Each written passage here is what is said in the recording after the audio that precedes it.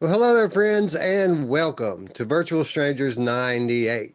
I'm your host, Wes. With me, as always, my good friend Roots. Roots, a lot going on this week in the world of VR, huh? Yeah, actually, there's a lot of news, a lot of fun. I don't know, there's a lot of stuff going on in the world. So I don't know. A lot of peripherals, right? Lots of trackers Yeah, being introduced out into the wild.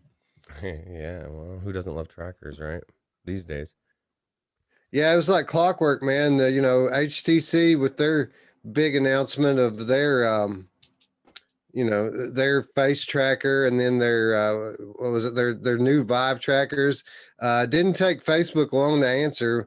They made sure that they let everyone know that they also have special hand trackers that are going to go around your wrist and provide haptics, which I kind of felt like, you know, I could really care less about the hand tracking, but if they're going to add any kind of haptics into the mix, I kind of feel like that's the best of both worlds. Yeah. Did they say anything about like leg ones as well, or just ones for your wrist? I want an ankle They one, Wes.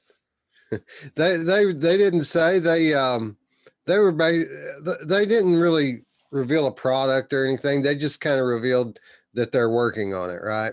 So like we had a conversation a few days ago on the Money Show, and basically I kind of categorized these peripherals down into two different kinds, right? You have your peripherals that put you into the game. These are your face trackers, these are your hand trackers. These sorts of things put you into the VR game. These are more geared towards social applications, right? VR chats, so on and so forth. And then you have your other kind of peripherals that bring the game into your world. These are your gun stocks. These are your haptic suits. It's a way of bringing the sensations from the game into your real world. So I found it kind of interesting because we kind of came to the conclusion on the Money Show that we really could care less about these peripherals that put you into the game. But if Facebook's going to introduce products that do both, well, then I'm kind of interested, right? Yeah, absolutely. I mean, I want to have it tracked. I would see the reason why I said ankle one or a shin one. Imagine one that just like is a strap. They're just like they put those things around your thing to pump up to test your blood pressure, right? Maybe Hmm. just something that just velcros around your shin and put your legs in VR, but also allows you to play soccer or any game to use your legs to use as a thing. There's a lot of applications, but also like you said, haptics as well would definitely increase the immersion, and that is cool. I like how they one upped it. You know what I mean? It was like, oh, you got tracking. Well, we're gonna also have haptics in ours, and like, Well, ooh, you know.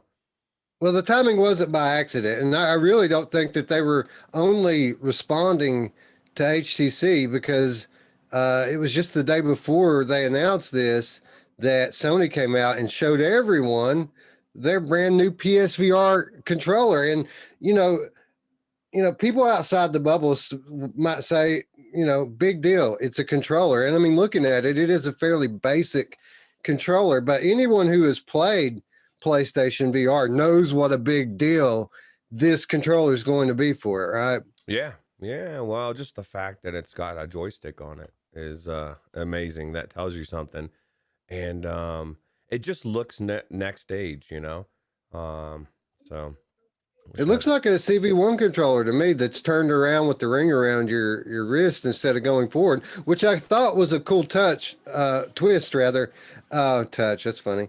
I thought that was a cool twist because, I like the standard VR controller, the Oculus controllers, the WMR controllers. Really, I only have one complaint, and it's a very minor one at that.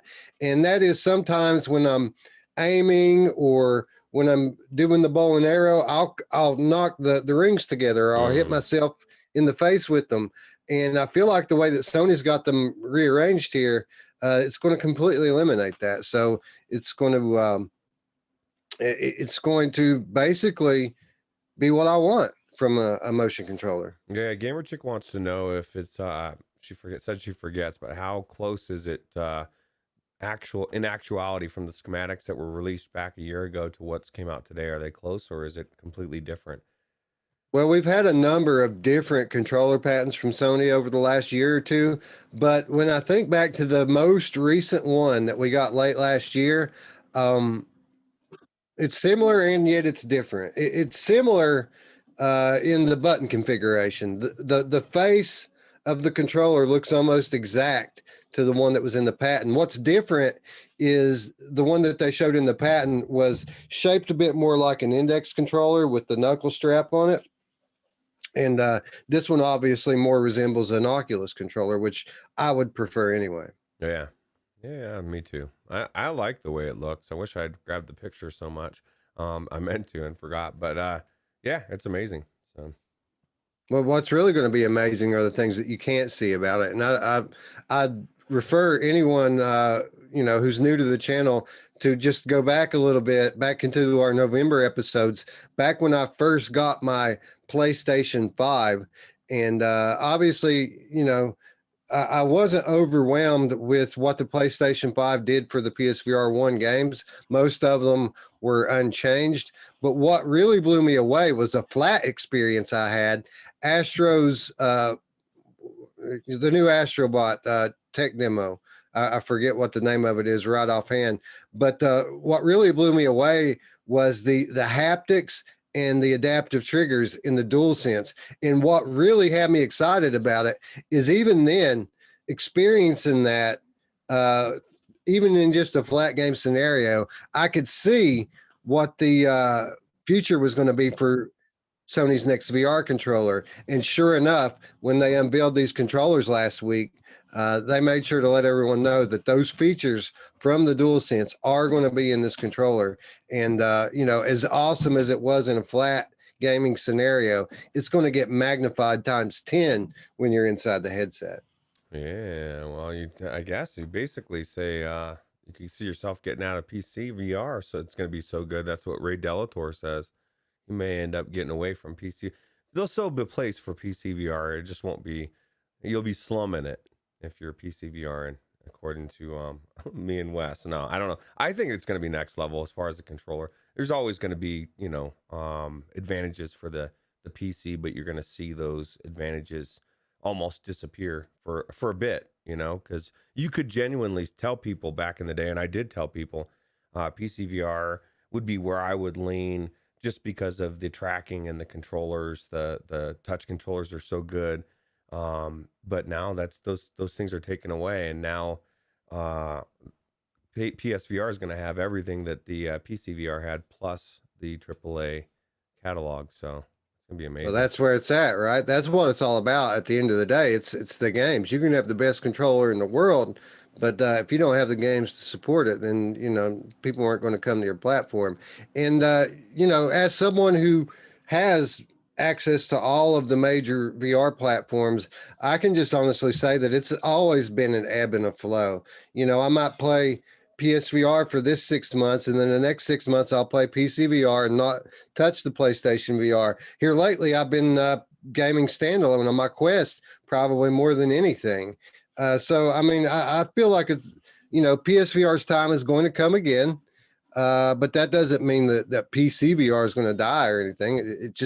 That's just the nature of the game, right? Yeah. It's just gonna be it's gonna be a good time for PlayStation VR people, and I can't wait to try those new controllers. It's gonna be amazing. Yeah, I can't wait to see what kind of games they're going to support it with, because I know they're cooking something up special. Sony always goes big when they launch new hardware, and I don't think this is going to be any different. Yeah, dude. I want my sequels, Roots. I want my sequels. Yeah, I want some. I mean, who knows, man? The possibilities are just endless on what you're gonna get with it. Just all the old school games, or all the Spider-Mans and stuff, dude. I just can't wait to play PlayStation VR 2 and see what they come out. So, Yeah, absolutely.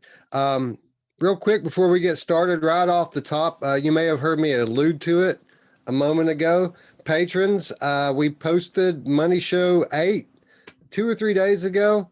It's available for viewing now on Patreon. Be sure to check it out. It turned out pretty good. Better than I thought it was going to, actually. I thought, well, this one might be okay. But watching it back, not only is the in-game action, pretty substantial, but we had good topics. Like I said, we were talking about peripherals. We talked a little bit about Xbox VR. We talked about Beat Saber OST 4 versus the upcoming Synth Riders DLC. I don't know. We had a bunch of different topics. It was a 2-hour long session. I enjoyed it. So patrons, be sure to go check it out. It's a good time. And I want to go ahead and, while I'm at it, and thank our newest patron, Rick Fugit. Thank you, sir, for joining the ranks of our ride or dies that support the show. We really appreciate your support.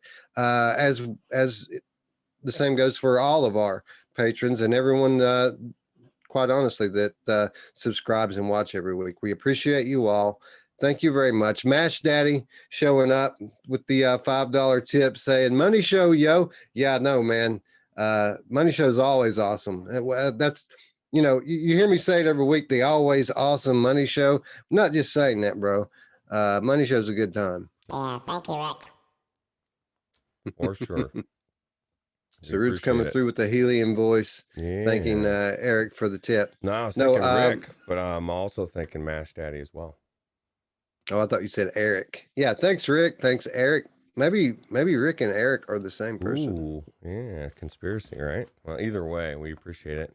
If you guys want to have split personalities and do extra Patreons, I'm down for it. Hey, 100%, bro. Mm-hmm. Bring on the support. We need it. Big things are happening. The wheels are starting to turn, and we got a little coin in the bank now, but that's not going to be the case for very much longer. We're about to go back to zero. I have a sinking feeling. Well, hey, that's what we're going for. It's been accruing for a long time, and it's just been sitting there waiting for the moment. Absolutely. The Patreon stuff, again, we haven't touched that money since we started Patreon, and the super chats, like Eric just donated, have been amazing. Like way more than we ever expected. The support from YouTube, like we just kind of felt like monetizing on YouTube, at least for the time being, was just going to be kind of a marker of where we're at, in terms of growth. We did not expect in a million years to get the kind of support that we've got, directly from the super chat. It always blows me away, and it's adding up quickly. Like the super chat is providing just as much support, if not more, than the Patreon is already. And we've only been at this, a month? Yeah. Well, it's because our community is amazing. And Tiffany makes a good point. She says she thought it was required to have a split personality to be a part of the Virtual Strangers crew, to be a stranger. Absolutely. Strangers, stranger danger, for sure. For sure. Yeah, 100%. Anyway, lots to talk about. We got a long list of game news to run down today. But before we get into that, let's start off the way we always start off, by saying hello to our friends in chat. Gamer Chick 13, we've already said hello to her a couple times. Let's go ahead and make it 3. Hello, Tiffany. Eric, he says, they are always great. Thank you, sir. Yeah, I agree. Money shows are tight. And it's a good concept, a concept that we're going to be doing more with very, very soon. So stay tuned for that. Onikazi in the chat, Ray Delator. You scroll a bit here. Scion, as always, stabbing people in the face. Phil Yarn. Hello, sir. Brandon 0135 says PSVR will have everything that PC has now, but PC will continue to leapfrog console. New things are coming. I think that that's true. If you're talking about a pure graphics perspective, I think that by the time PSVR 2 gets here, PC will already have more graphical horsepower. But there's a couple of things that I think console's always going to have over PC. One of them being optimization. Case in point, go look up the specs for the OG PlayStation 4 console, and then go and build a computer or buy one. You could probably buy a computer for that with those specs for $100 and see how well it runs VR for you. It won't even boot the games. So optimization is always going to allow console to get more out of less.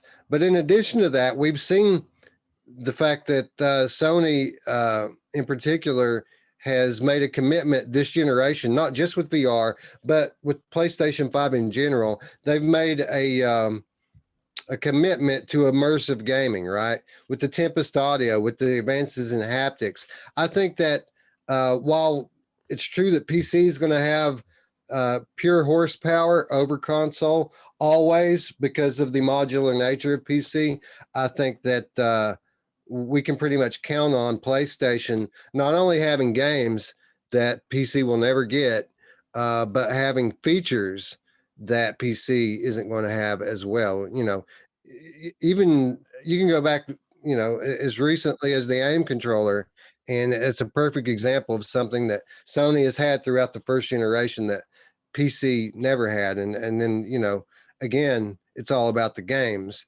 And when it comes to games, console is unmatched.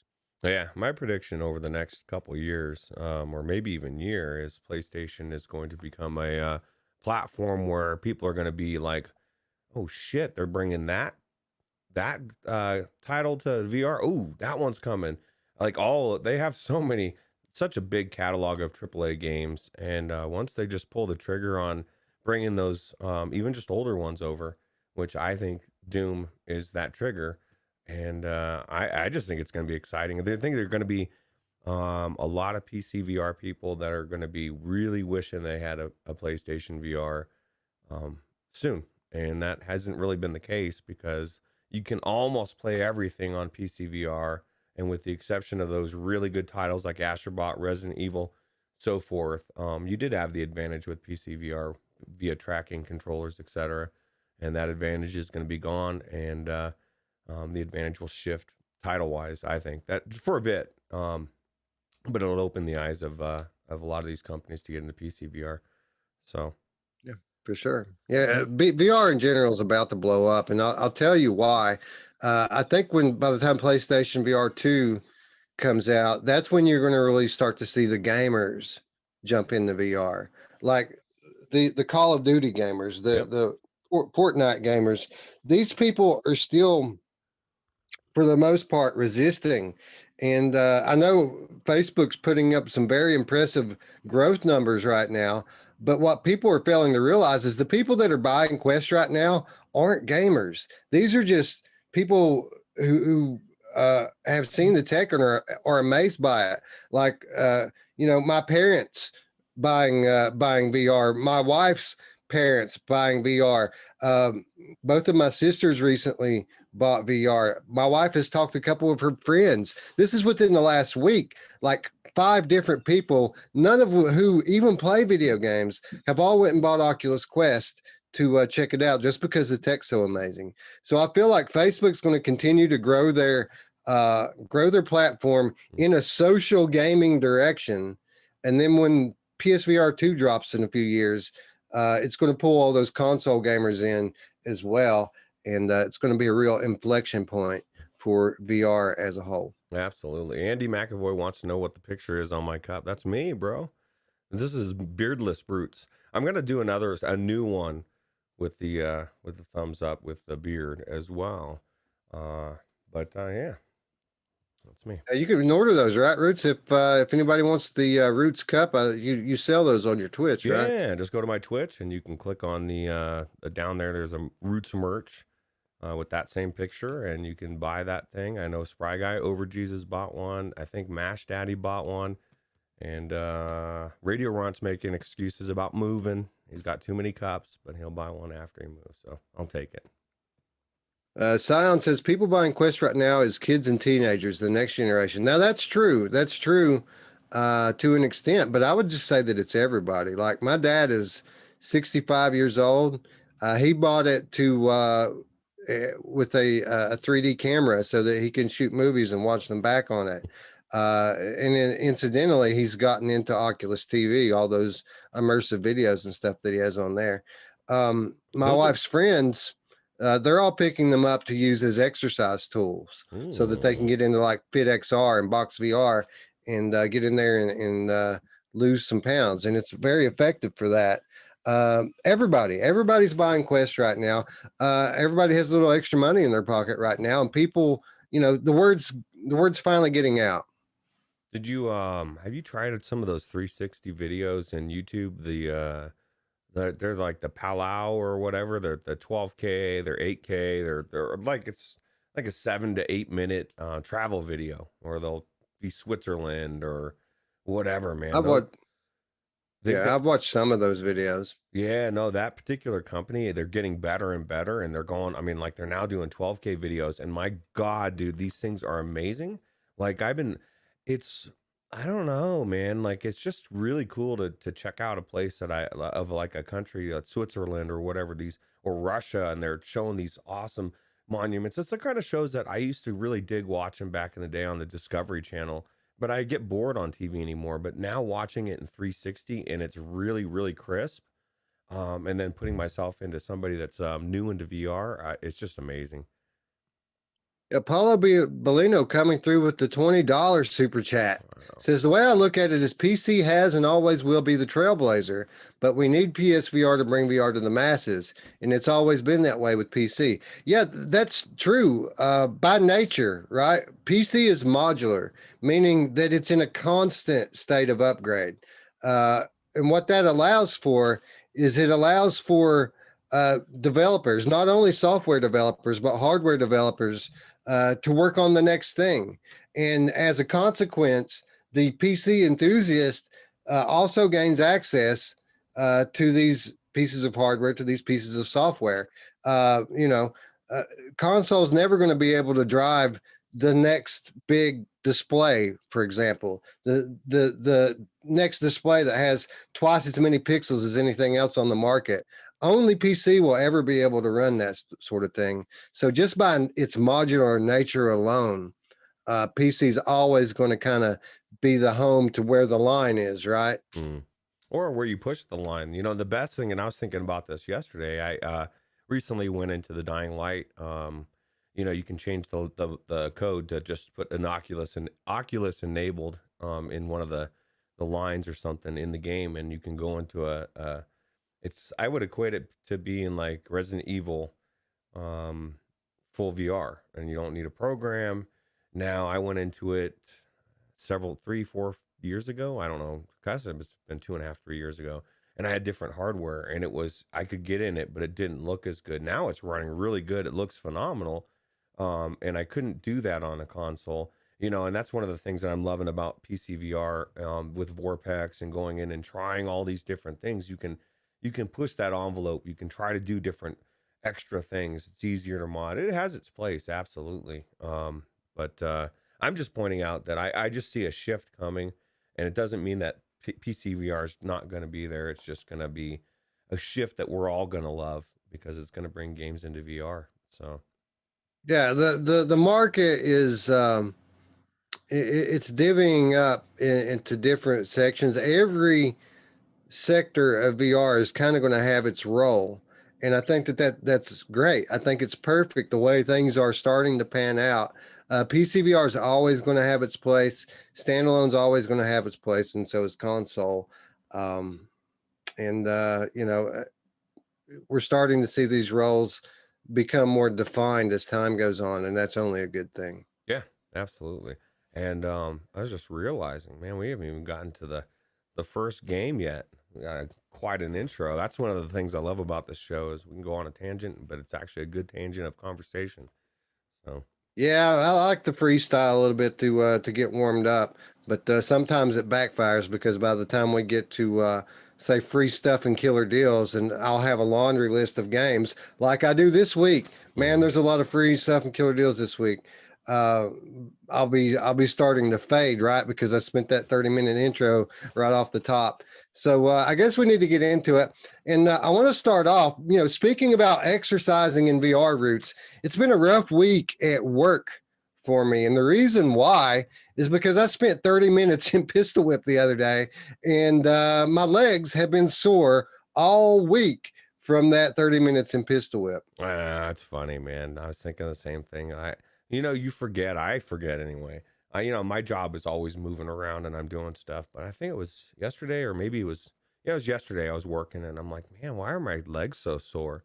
Because my memory just wants to forget. And then about 5 minutes later, I'm like, oh, duh. I was, juking and jiving to Pistol Whip 2089.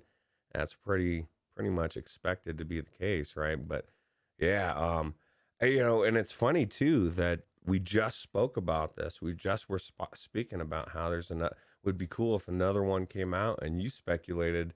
And I don't remember if there was a reason why you're speculating, but that there was going to be another one coming out soon, and sure enough, they announced that they're doing that, right?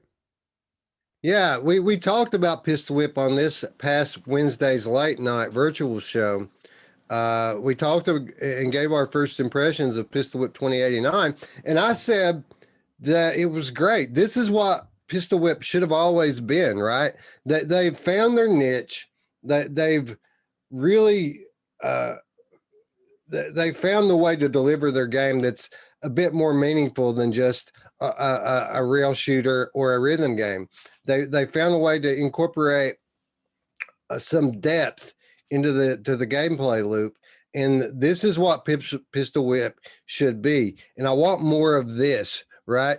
If I'm going to endure physical pain to play a game, they need to give me a reason for it, and this is a sufficient reason.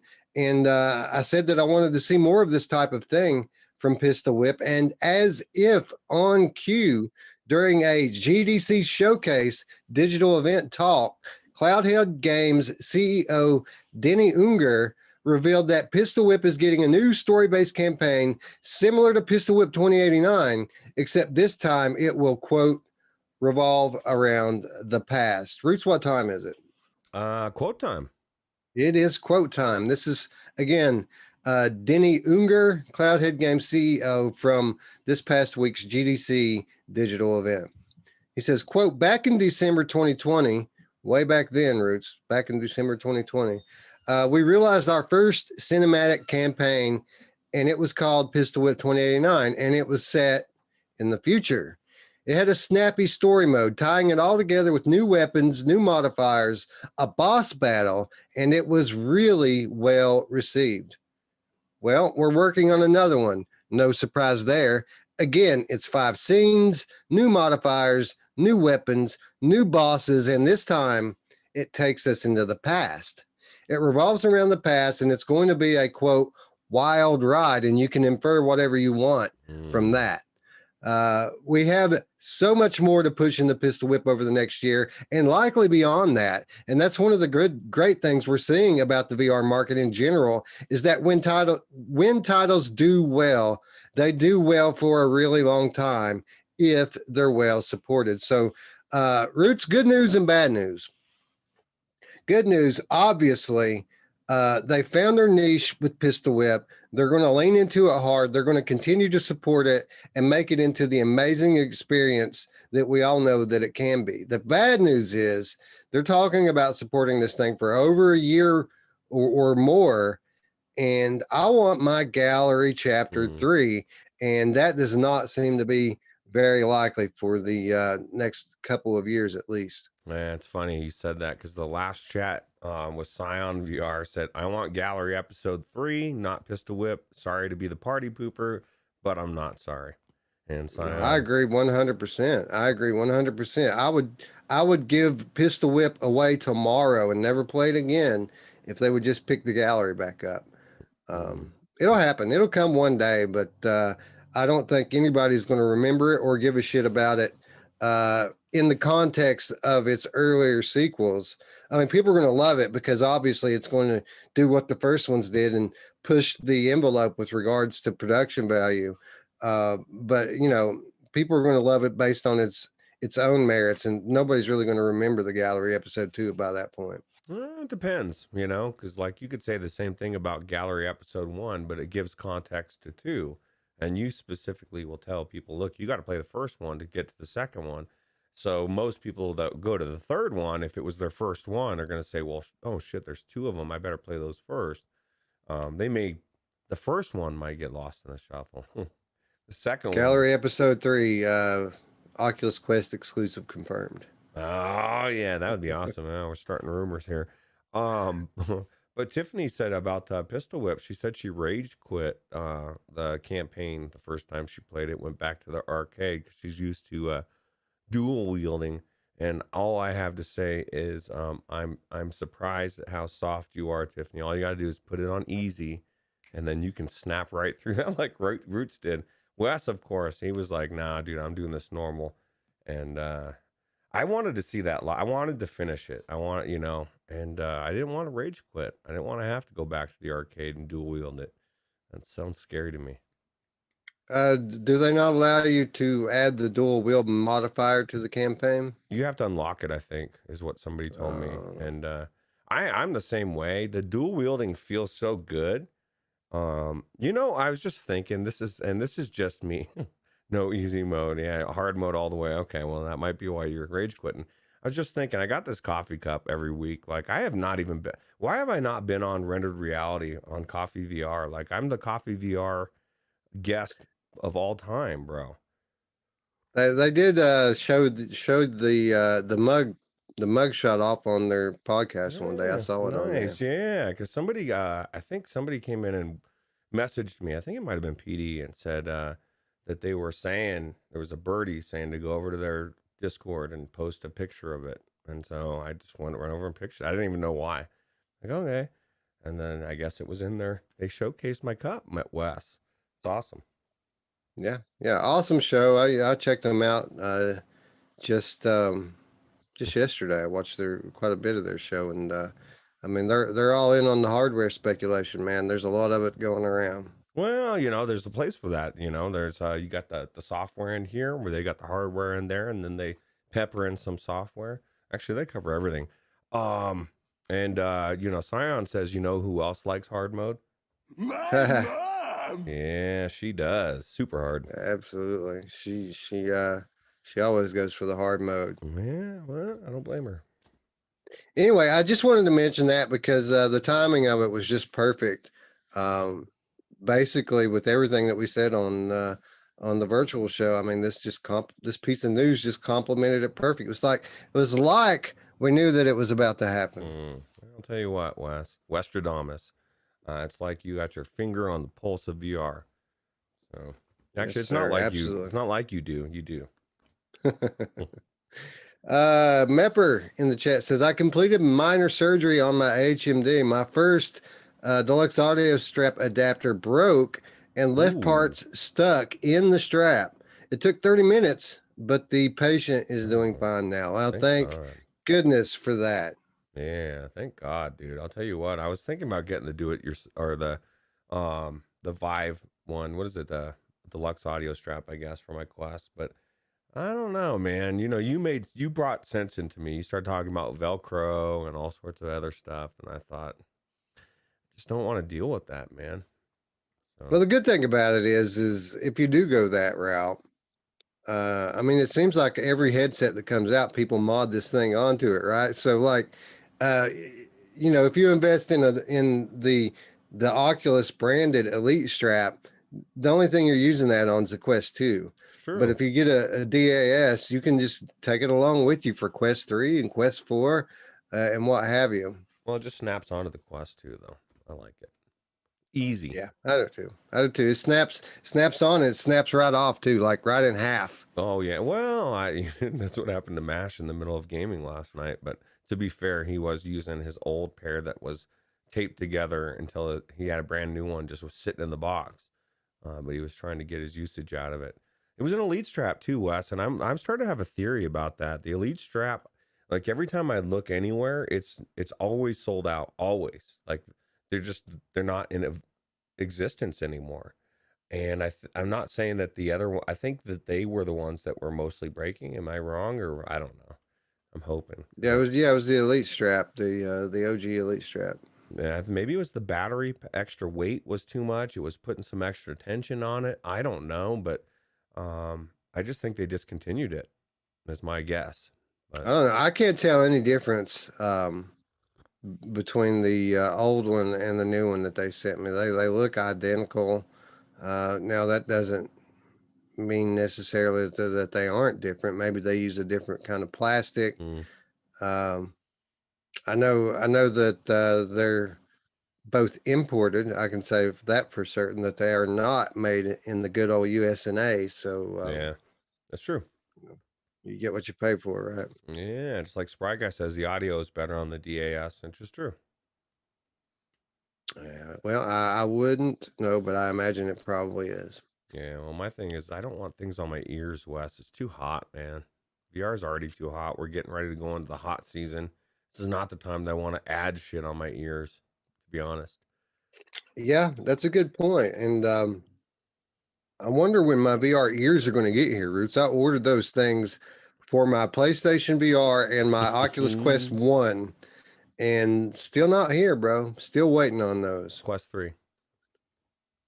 Man, maybe. It's quite possible. We might get it at the end of life for Quest 2. And if you believe all these speculators out there, Quest 3 is going to drop any day, right? Yeah, absolutely. It's about to come out any second. I need to go take mine back because of it.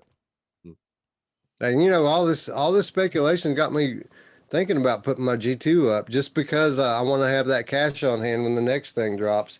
If they make you feel like it's about to hit any day now, don't they? They could. I mean, you never know, man. Things are moving fast, right?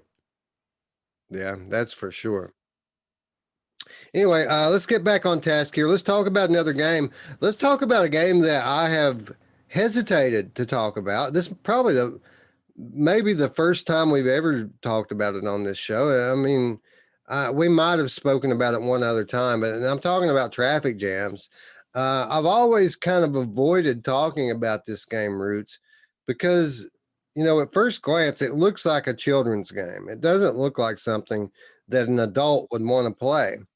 But, as I talk to all these different people, both in my, regular life and as well as the social platforms online, people are legitimately excited to try this game out. So I gave it a closer look. I always just kind of gave it a glance before, but I gave it a closer look. And I'm not going to say that I think it's going to be game of the year or anything, but it looks like there might be a good time to be had here. Yeah. Well, it's multiplayer too, right? I didn't know that at first. I was thinking it was just a single game. I thought, okay, it's going to be traffic. Wasn't there like a demo or something you could play back in the day? It's been around for a while and I've always disregarded it as well. But what's funny is, and I'm starting to feel this way about almost anything, because I've played some games that looked cartoony recently that were some of the best gameplay I've ever played. And I can't discount the gameplay. You know what I mean? Like the gameplay is the number one thing in everything. And if you have an amazing gameplay game with mechanics that are fun to play and it's done well, I can be in this cartoon world. I can feel like I got pulled into a cartoon.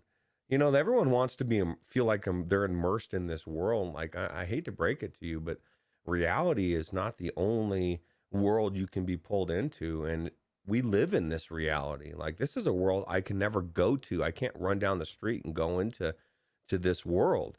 But in almost all these realistic games that are sims of reality to some extent, we're chasing the dragon we live in every day. It's very bizarre to me. I just think it's cool to go into a cartoony world and just forget that I'm in a different reality. So Yeah, definitely. And this certainly seems like a different reality when you pay attention to this new trailer and some of the things that are going down in there. Off the wall. Zany Roots.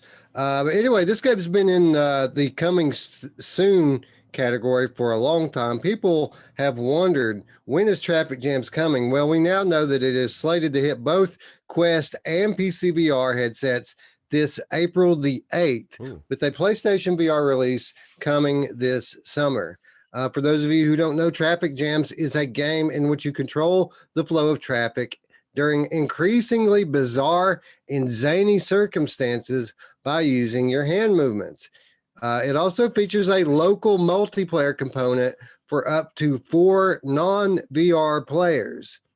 And the premise here is that all of the traffic lights have inexplicably gone out, and you are apparently the last hope of managing the world's busiest intersections. So, I mean, if you look at this thing, Roots, we have meteors coming through. We have aliens approaching you. Just all kinds of craziness going on, and that's kind of what sold me on this a little bit. Is it does just seem so off the wall. Yeah, it's very off the wall. Now let me ask you this: so you said it's local, so you can only play with people in your, I guess, in your own house, right? So Well, that's the article, and then I think the article came from Upload VR. That's the only multiplayer support that they highlighted in that article. okay. Well, hopefully I could. I'd like to play with Wes and not just. I don't have anybody else. I always think back to. I don't remember which game it was, but there was one of those games where platformers where you needed two people, and Anthony was talking about it on one of his podcasts, and he was talking about how he like asked his sons to play with him, and no one would play, and he ended up not being able to try it, right? And that's Carly and the Reaper Man. yeah, that's the shame of this type of a game. This at least you don't have to have. You could go in there single and still have a fun time. But I don't have anybody that's gonna be willingly just playing with me. My kids are all grown; they're moved out. Whereas you could probably get your family in, you guys could all have a fun time. This would be pretty cool in that respect. But I'd like the ability to at least link up somehow. But I don't know what that entails, or that might be in their plans already. So. Yeah, this is a bit odd to me about, not when it comes to PlayStation VR or PC VR, but when you think about local multiplayer with the Quest version, now I've got questions. How are they going to play? Are they going to play through mobile phone maybe? Is that how they're going to play the game? Similarly, one of the things that didn't make the cut this week, a news item that I didn't decide to report on, was Carly and the Reaper Man, the title you were just talking about, is going to be launching soon on Oculus Quest. And I have similar questions for that. There's a VR player and there's a flat player, but with Oculus Quest, you're not tethered to any kind of flat system. So how are you going to play Carly and the Reaper Man in Oculus Quest? Inquiring minds want to know. Yeah, it's very weird. Scion says this looks like a 2016 game to me. Stand in one spot and use your hands. Well, it all comes down to thinking outside the box. Like Wes said, to me, it just looks so crazy, and it just intrigues me to want to see. He's smacking people with a fish, bro. Like, who doesn't want to control traffic with a fish? That sounds amazing. It just sounds bizarre, man. Sounds like a game that I'm gonna have fun because it's just so weird. And it's coming from a reputable company as well that does good games, so that makes me excited as well. Yeah, a lot of developers choose these stationary types of games just so that they can, everyone can play it comfortably, right? I mean, like Flow Weaver, for example, is a stationary sitting game, and it's great. Not only is it comfortable while you're playing it, but the added, the less the player can move in the world, it frees up resources. It's intensive on your CPU and GPU overhead if you're constantly turning and moving and looking around in the game world. So by holding the player in one spot, it allows you to get more out of the standalone or any system that you're running on. Blood and Truth, for example, you're not completely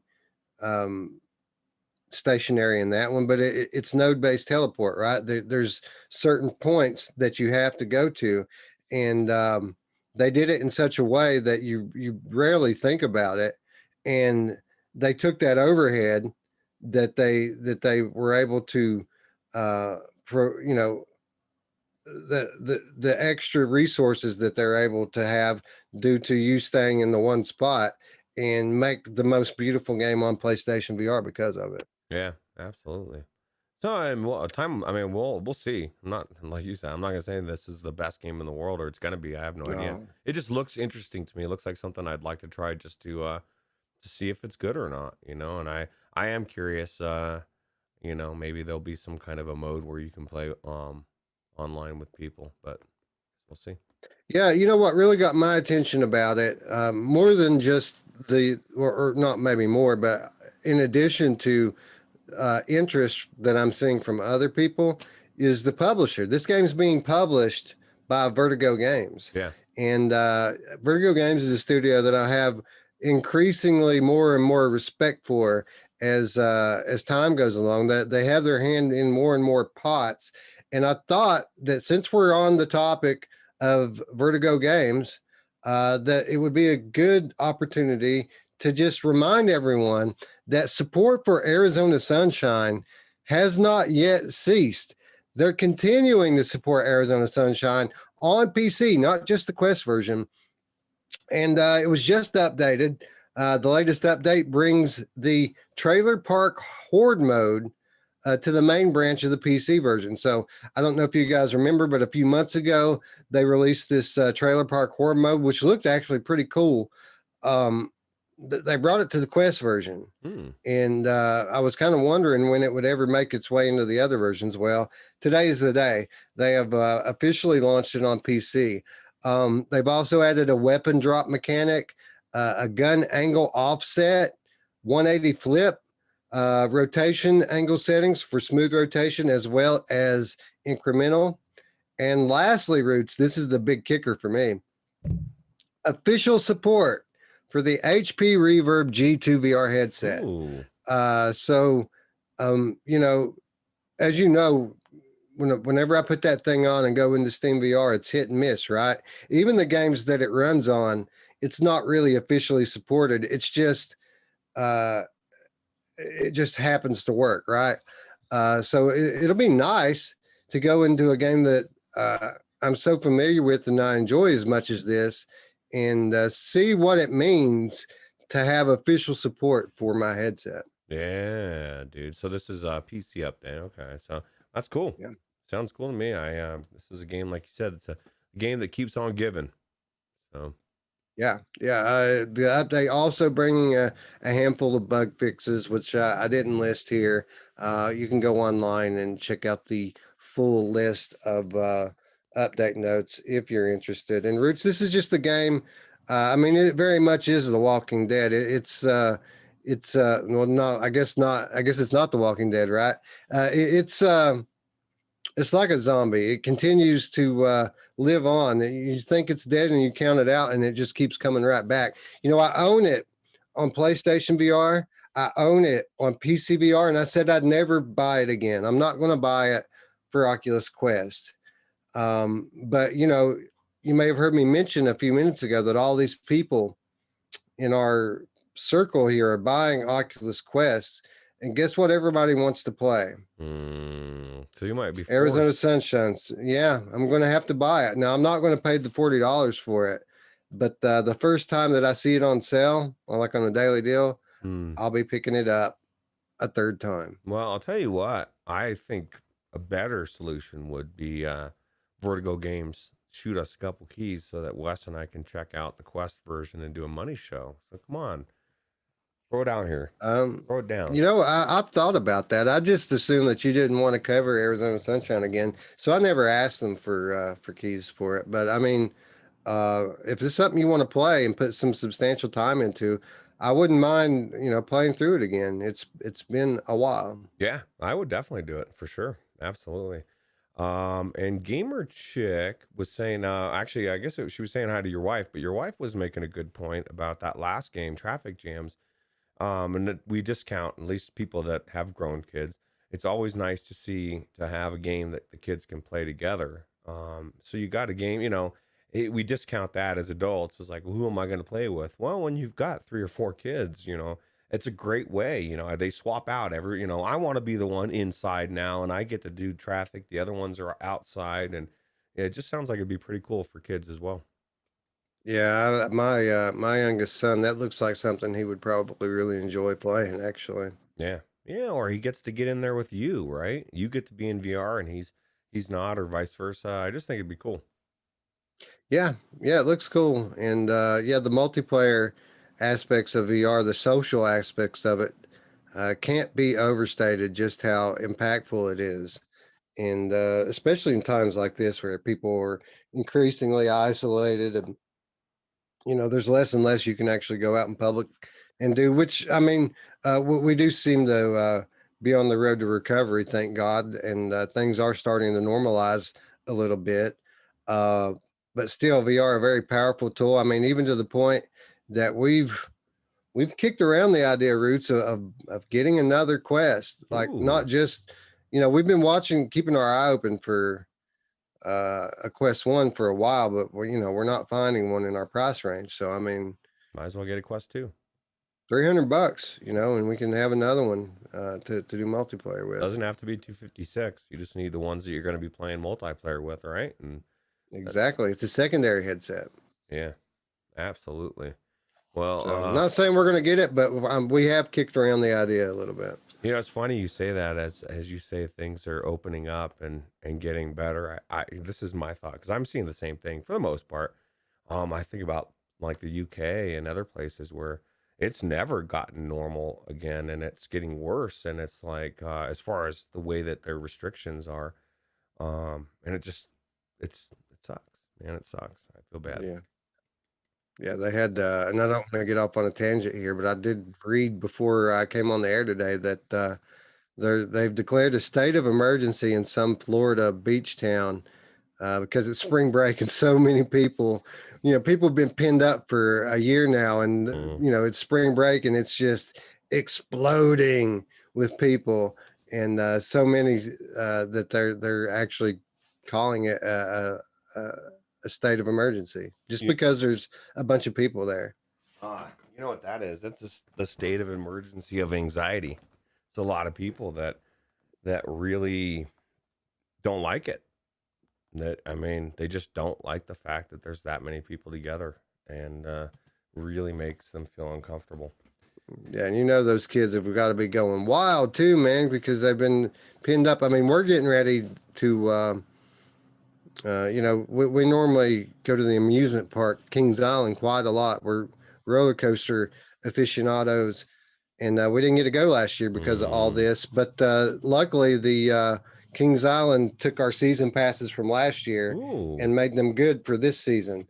And we're gonna go. We're probably within a month. That's awesome. We're gonna go back to the park, and it's gonna be great, man. It's like we didn't want to take the break from it, but because of that break, it's going to be so much better now. Yeah, absolutely. It's like when you haven't had a special dessert for a long time. My friend growing up in junior high and high school, he would always go to visit family and go to Kings Island, come back, talk about how it was like the best amusement park ever. So I wish I could go. I wish you could go too, dude. It's a blast. But you do have the No Limits too has some of those coasters on there. That's true. And I think I've gotta get you a yaw and you're good to go. Yeah, I just need to get the yaw too. Big Show giving throwing a $20 super chat, says so hyped for Zenith. Never seen so much hyped being MMO RPG game in VR. This could be the WoW on VR games. Hope the devs don't get overwhelmed with the demands people want. They are a small team. I would pay for DLC, and we're actually going to talk about some Zenith next. You're providing us with our segue, bro. That's how the Big Show rolls. Perfect timing from Big Show, and thank you very much, sir, for that $20 tip. It's very much appreciated. That's so awesome. But yeah, man, perfect timing, because I was literally trying to come up with a segue to get us from Arizona Sunshine to Zenith, and Big Show coming through and just taking care of it for me. So Zenith, The Last City is an upcoming anime-inspired VR MMORPG from indie studio Ramen VR. It is still in closed alpha, but Zenith's first long-format gameplay video reveals that it is shaping up quite nicely. In the 33-minute video, which was originally live-streamed on Twitch, you follow the developers through the in-game questing system, beginning of a dungeon and an exploration quest where you have to find statues. Roots, I didn't watch the whole video, but I watched enough of it to come away fairly impressed, because as Big Show points out here, this is not a big team. And when I saw that Sony was promoting them as part of their big PSVR reveal a few weeks back, that told me something, right? That told me that they're on the right track here. They must be, putting together a pretty special game for such a small crowd-funded game to get backing from Sony like that. In the video here, this 30-minute video, you can see it, man. This map is huge. And that alone makes me want to get in there and check it out. Yeah, so far everything that I'm seeing looks really good. The biggest thing is the Zonakazi says makes a point, and I kind of felt the same way. He says there was a lot of hype around Orbis VR when it came out. Same thing with Nustos. All these type of games. They're very popular for a reason. People want that wow factor. Orbis VR is okay. I just didn't like. I don't like it because it just doesn't feel like what I'm used to with an MMO RPG, where this one looks like it could be that way. I don't see any quests in here, but this is alpha footage. So clearly this is probably just designed to test out and all the mechanics, the fighting. They'll add in all the questing. That's where I think everything will shine is when you have the quest, that's what pulls you along the story. You're going from point here to there, you're gathering quests, you're completing them, you're turning them in, you're getting gear, you're doing all that stuff. And I was encouraged with my YouTube comment that I made on one of the videos asking if there was a healing, and they said every class is going to have a healing class, which is encouraging to me. I'm not going to say that this is going to be the end all of VR MMO RPGs, but I like you said, I think it's shaping up to be a good sign, and hopefully it'll be what we're hoping it's going to be. So Yeah, obviously we've been disappointed so many times before in putting our hopes into one of these games, but these guys have already checked off a few boxes, like the healing thing, that the other games didn't. So they're already starting with a leg up there. Uh, Obviously, as I just mentioned, they've got Sony backing them, which is huge. And this is, if you're going to have a game like this, a multiplayer game in VR, we've said it 100 times, you got to get people into it. And fortunately, this title in specific is going to feature crossplay between all supported platforms, including PlayStation VR, Oculus Quest, PC VR, and traditional flat gamers are going to be in here too. Everyone playing together, everyone keeping the game, kicking, humming with life. And that more than anything is crucial to a game like this. yeah, absolutely. So I don't know. The gameplay looks really good. I'm just hoping everything else, comes together. And even if it doesn't, even if this isn't the game that we're hoping it is, it's one more step closer to the MMO RPG VR experience that we're looking for. Hopefully, this is it. It looks like it, and they definitely got enough funding for it for sure.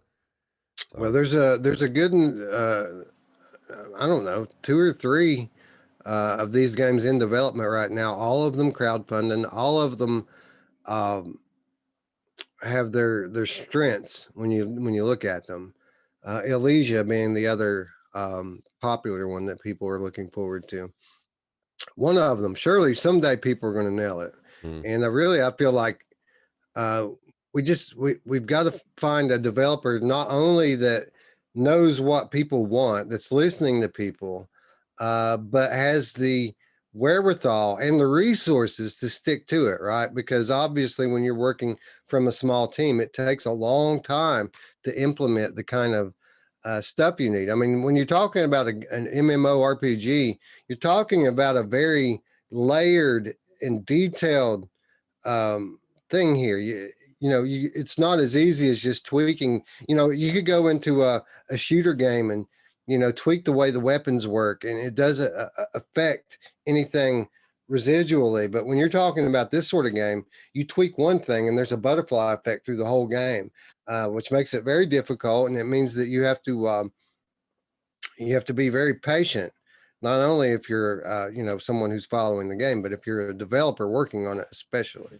Well, and like you said, there's phasing as well, as far as there's if depending on how many people are on there, everybody's in their own thing, and you may be in a different area of questing, or things may not exist for other people. You're killing stuff that they can't see because they've already done that quest, and vice versa.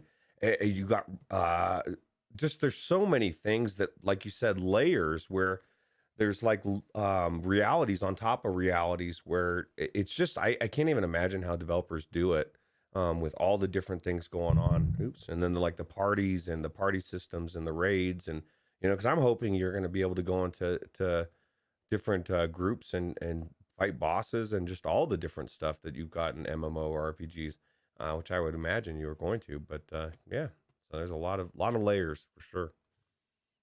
Onakazi in the chat says, I did sneak into the alpha beta access that's happening in April. Yeah, that's absolutely right. There has not yet been a firm release date on the game, although there's ample opportunity to test the game in the coming months if you're interested enough to pre-order. The early bird alpha will run from April 19th through April the 26th, 2021. The second alpha will run from May the 31st through June 6th. And the game, of course, is expected to ship by late this year. So you guys want to check it out? I mean, you can see in the video here how much progress they've made. Again, my biggest, this isn't my type of game, not the type of thing that I get into, but I do love exploration. And this is a huge map. I mean, it's not just a big map, it is a huge map. And that alone, I find very appealing. Yeah, absolutely. Anyway, you mentioned it a moment ago that we've pinned our hopes on a lot of these games before, but I don't think really I've ever been quite so excited for one of these MMORPG games to launch as I was for Nustos. Nustos was originally revealed back in 2018, and it was followed by an official launch the following year. But I'm sad to say that the once promising VR open world survival game is shuttering its operations. Developer NetEase Games has now ceased sales of the title, with total termination of the video game to take place in June. Nustos has been removed from Steam, with the only listing being its original soundtrack, and that requires the base software to even access it. Even more surprising, considering that Nustos only launched on PlayStation 4 back in this past December without support for PlayStation VR. So it likely didn't do well there either. All PlayStation owners of Nustos are going to be getting a refund. And as mentioned in their statement, any PC players who purchased the video game prior to the 30th of November last year will not get a refund. Roots, so much potential this game had. I mean, really, it had everything that we wanted in it. It just didn't run very well. There was a lot of glitches, a lot of performance issues, the type of stuff that we felt like was fixable if the developer was committed, if it wasn't just a Kickstarter cash grab. And I think that over time that it's played out to, it's pretty obvious at this point, this was a Kickstarter cash grab. Yeah, well, it happens, man. That's one of the dangers of Kickstarter, right? You have all these expectations, you hope, you dream, it's going to be the ears that you hope they were. Oh, we're not talking about your ears, we're talking about this game. Kickstarters are just they're just the risk to it. Now you said November 30th of 2020. If you bought it after that, you won't get a refund, but for PC, but if you bought it before that, you will. No, you got that backwards. Flip it. If you bought it since then, you will get a refund. If you bought it before then, you will not. Oh, Jesus. Well, I bought mine. Well, the last time I played it was December 2019, so I don't think I'll be getting a refund.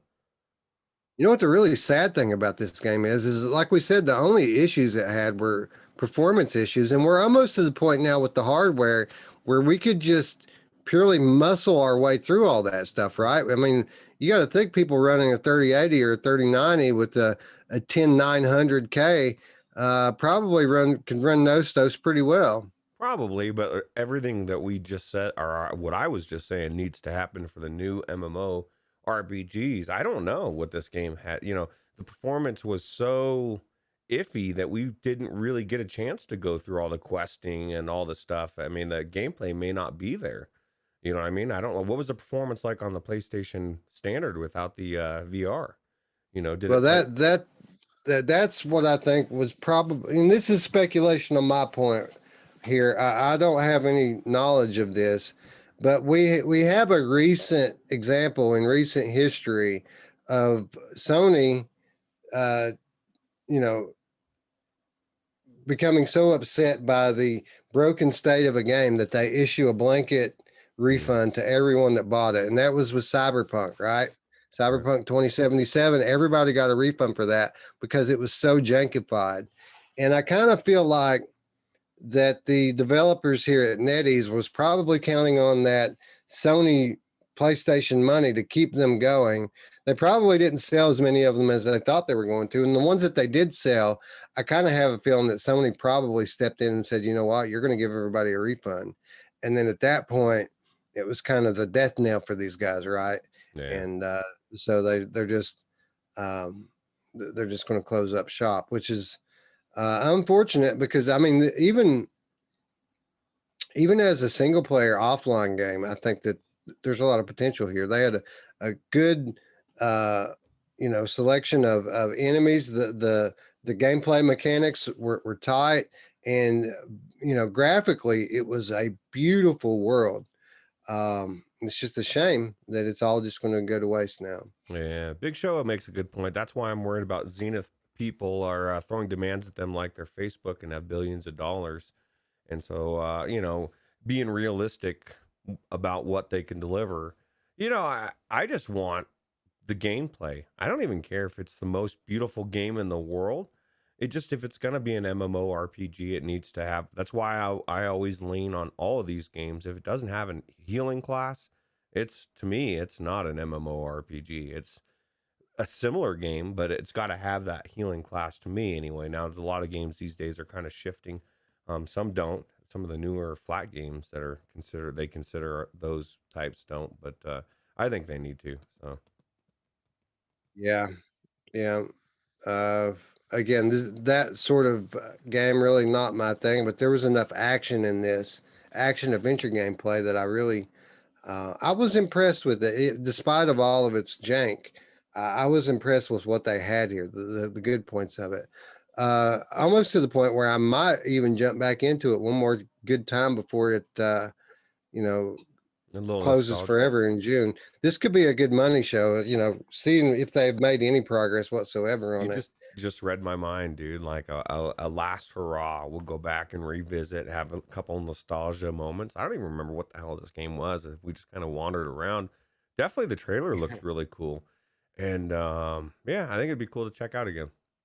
I remember getting into the game immediately. Yeah. And there was a dog wolf thing that I think was maybe one of our companions, and it went to find something. That the dog would sniff things out in the grass and point them out to you, but it went over to this hillside and started to sniff something, and its head went into the mountain, and then it just floated up the face of the mountain forever. It just kept going up and up and up and up. And that was when I knew that this game was not ready to be launched. Yeah, unfortunately. But, and that's one of the things that Les Marwick was making the point that, he believes it was more of just not being able to deliver. What was it? It's a lot of work for a cash grab. He thinks too many early issues killed it. And Tiffany kind of reiterated that with her knowledge and saying that NetEase is actually established developer, so they know what they're doing. But maybe they just bit off more than they could chew, and kind of going back to what Big Show was saying about Zenith, that he's worried about. Maybe they made a lot of promises. Well, actually, not even maybe. They made a lot of promises they weren't able to deliver, right? So, yeah, but again, in the case of Nustos, I feel like they delivered the game that they promised. It just wouldn't run. Right, that's true. You know what I mean? It was just technical things that were wrong with it. The game itself was a beautiful game. Yeah, I would love to check out Zenith and the thing just to see what it's like as far as where it's progressing. But I don't want to sign up for anything, so it's not going to happen. Right. Yeah, you're like me. It's kind of hard to pay for games when you already have so many that you need to play already. It takes a special game, something that you're really looking forward to, like. I don't want to start going down the list, but there's a few games right now that I'll pay for tomorrow, but not a lot.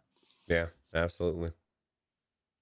Anyway, moving on, let's talk a little bit more about Demeo. I feel like we kind of had an idea of what we thought this game was going to be when we got that first cinematic trailer up from it.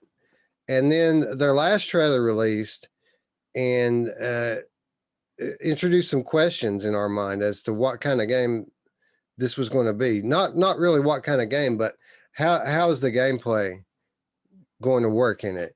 Well, all questions have now been answered as we have got an extended gameplay trailer from Resolution Games, which showcases more of their upcoming title. Roots, this isn't what I thought it initially was going to be. That doesn't mean it's going to be cool, though. Not going to be cool, though. But this is a 100% tabletop game in VR. Yeah, well, that's what it looks like. I'm not a tabletop person as far as or board game person, but this one looks like a game that I could actually get into. It depends on how the mechanics are all going to happen, as far or not mechanics, but I guess uh just like when you do something, how it's going to portray. If you can see all of these things happening like that, fires going down, things are dying, things are happening. I think it one of the things that I really was disappointed with tabletop, what's that name game? The tabletop game has a bunch of different games, right? Majority of it is just the game in VR. Like, I aside from setting it up and taking it apart, Monopoly, whatever, that doesn't interest me. But if I can watch the animations, if I can feel like I'm watching what's happen right in front of me on this board game, that was one of the cool things about tabletop, that tabletop game, the Table of Tales or whatever, for the PlayStation VR. It was also a tabletop game, but the way that they did it was super cool. And that's what this looks like. It just looks like it's going to be a joy to watch happening on top of everything else. You may get the card and you play it, but then you're like getting to watch the animations and watch it happen in front of you. So it could be really cool. I still am excited about this game. I think it's shaping up to be more intricate than I thought it was going to be. And but from being from Resolution Games, that does not surprise me. Yeah, man. I agree pretty much with everything you just said here. I'm not a tabletop game player in real life. I've never really been interested in it. But what they've got here, it's one of those cases where you take something that's not very cool and you put it in VR and it immediately becomes cool because, the game's going to play just like it would in real life. The difference being, though, are these animations. Mm-hmm. Yeah, it's happening right in front of your face, and you can get as close to the action as you want for each of these things. And I'm not sure what kind of staying power it would have. I imagine that it's going to have replayability just based on the multiplayer aspects of it. The fact that you can get in there with your friends. But yeah, I'm intrigued. I'd like to. I'd like to check this out, and it's pretty much going to be the first time I ever played anything like this. But it's just based on completely 100% the novelty of VR.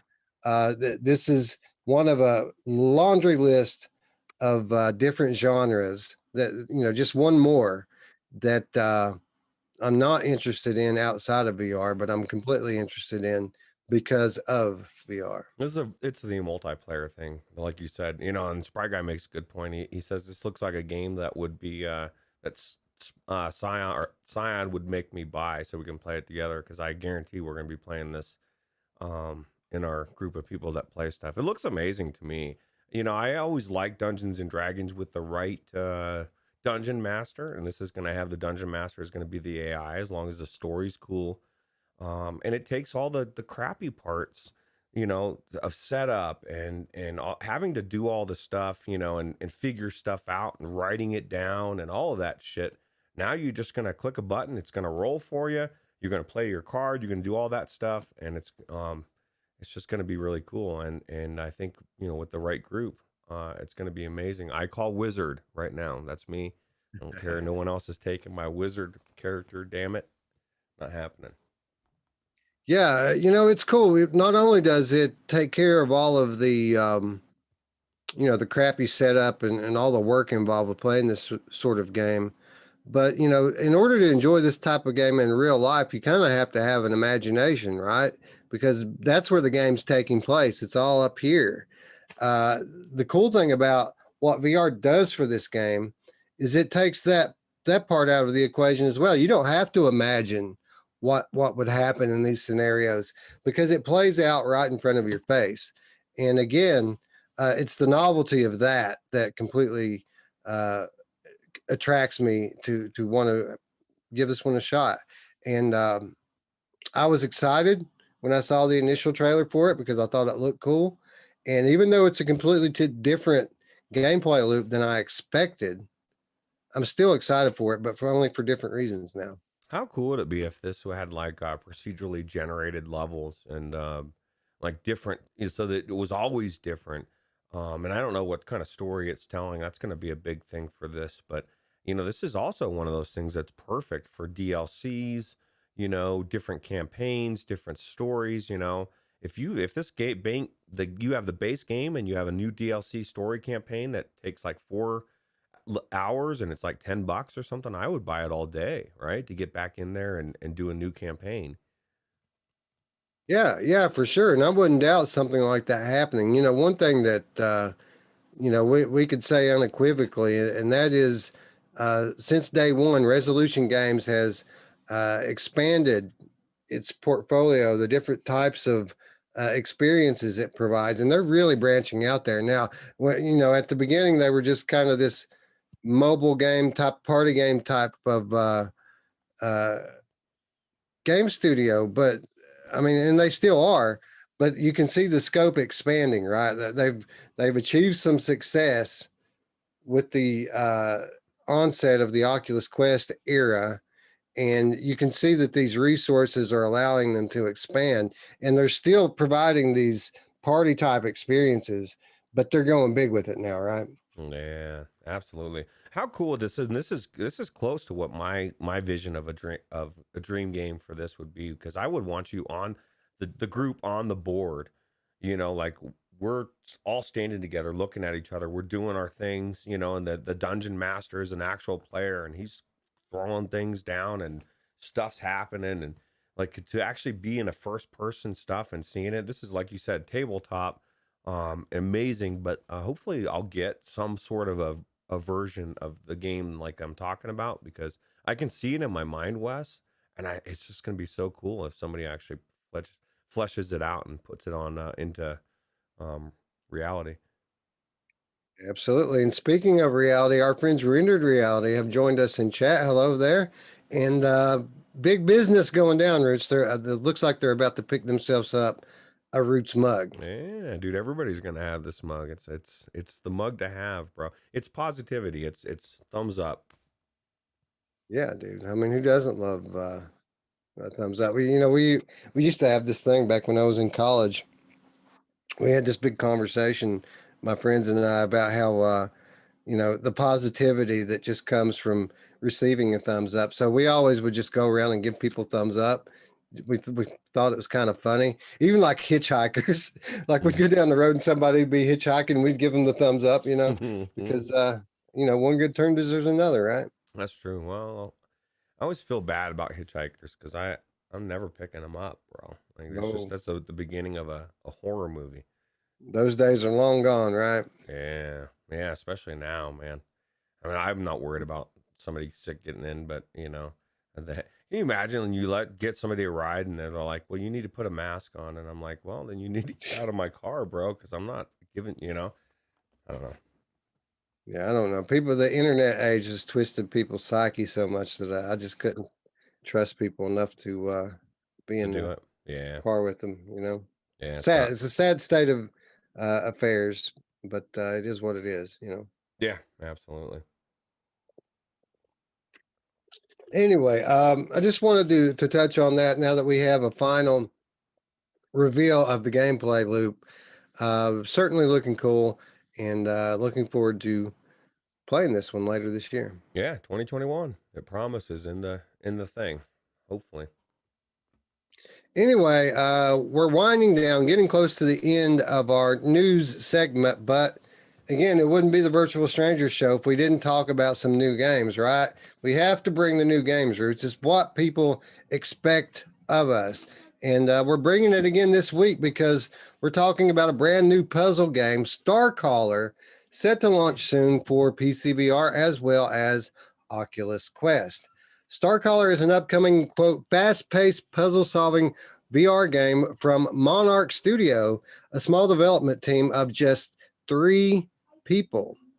The game is set to release on PCVR first, available on Steam from April 2nd, with a Quest release via App Lab coming shortly after. Here's, I guess this is the game description. It says, quote, the temple that was once pristine has become overgrown and disordered. You return to wade through the newly formed life and complete your life's work, the ritual to the stars.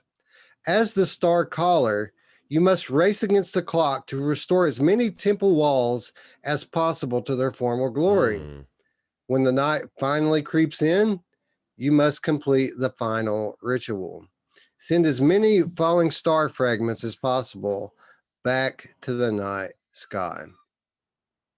The game has a striking visual style with seemingly lots of variety in its gameplay, and it's going to feature 30 unique and randomized puzzles to work through. Roots, it seems like we're getting a lot of these puzzle type games here lately. The good news is more often than not, I've been enjoying them. Yeah, well, this is what I said you need to do with Flow Weaver or anything like that. It needs to think outside the box, right? I like the aspect of this that even though it's not gonna bode well for me personally, you're on a clock, bro. Like you're rushing against the time, and I like these puzzles like that. You saw that one where they got all those ropes and stuff. It reminds me of like Survivor, right? You got all these different ropes, and you're trying to unweave them, and they're tangled up, and it just every one looks unique, each puzzle, and I think that's cool. So it looks like it could be really cool. Yeah, when you put the timed aspect together with the randomizer that they're using for their puzzles, it seems like you know, it's something that's going to give you multiple unique play sessions, right? Yeah, absolutely. And it looks like it's going to be look good. You know, that's always good as well. I like it. Yeah, I look at it. I think of that the Rise of Atlantis or the Eye of Atlantis we played recently. Mm-hmm. I think of now the Lost Eye, and I think of Flow Weaver. You know, all of these games I enjoyed. Yeah, absolutely. So cool. It's pretty cool. Gamer Chick says that she wants to be a part of our first impressions stream for Demeo. Yeah, absolutely. Yeah. We just need one more. Who's got it? Yeah, dude. Somebody will slip in there and we'll get you in there. You know who loves it when you slip it in there, Roots? Mm-hmm. My mom. Oh, she does. I was wondering if you were going to get that. I couldn't really set that one up myself. Paradise Decay had a good one earlier, but it was probably one of the less appropriate ones, but it was a good one. I'll just throw that out there, Paradise. Starcaller available to wishlist on Steam ahead of its April 2nd PCVR launch with support for Valve Index, HTC Vive, and Oculus Rift. The Rift-only version on the Oculus Store and the Quest App Lab release are expected soon after the Steam launch, but no set date currently. So keep an eye out for this one. Not sure. Yeah, we'll probably play it, but I don't know. There's so many of them these days. Who knows? We can't play them all, right? It's funny. Scion says this looks like puzzles for the sake of puzzles and no story. How in the world would you know if there's a story or not? I mean, I guess maybe there's no story. I'm assuming there's. I just read a pretty significant part of the backstory anyway, right? Yeah. The temple was once pristine, has become overgrown. You return to wade through the newly formed life, complete your life's work, the ritual to the stars. You must race against, I'm not going to read through the whole thing again, but there's some story in there. Yeah. I have no idea. I just think that's funny to me. April 2nd, Onakazi. You only have to wait a few weeks, right? Yeah. Like two weeks. 2 weeks. 2 weeks, you'll have it, bro. Is this going to be Viveport Infinity? That's the question. It looks like it would be a good Viveport title, doesn't it? There's a lot of these on there. Yeah, absolutely. I need to go in and check out some Viveport Infinity funded games.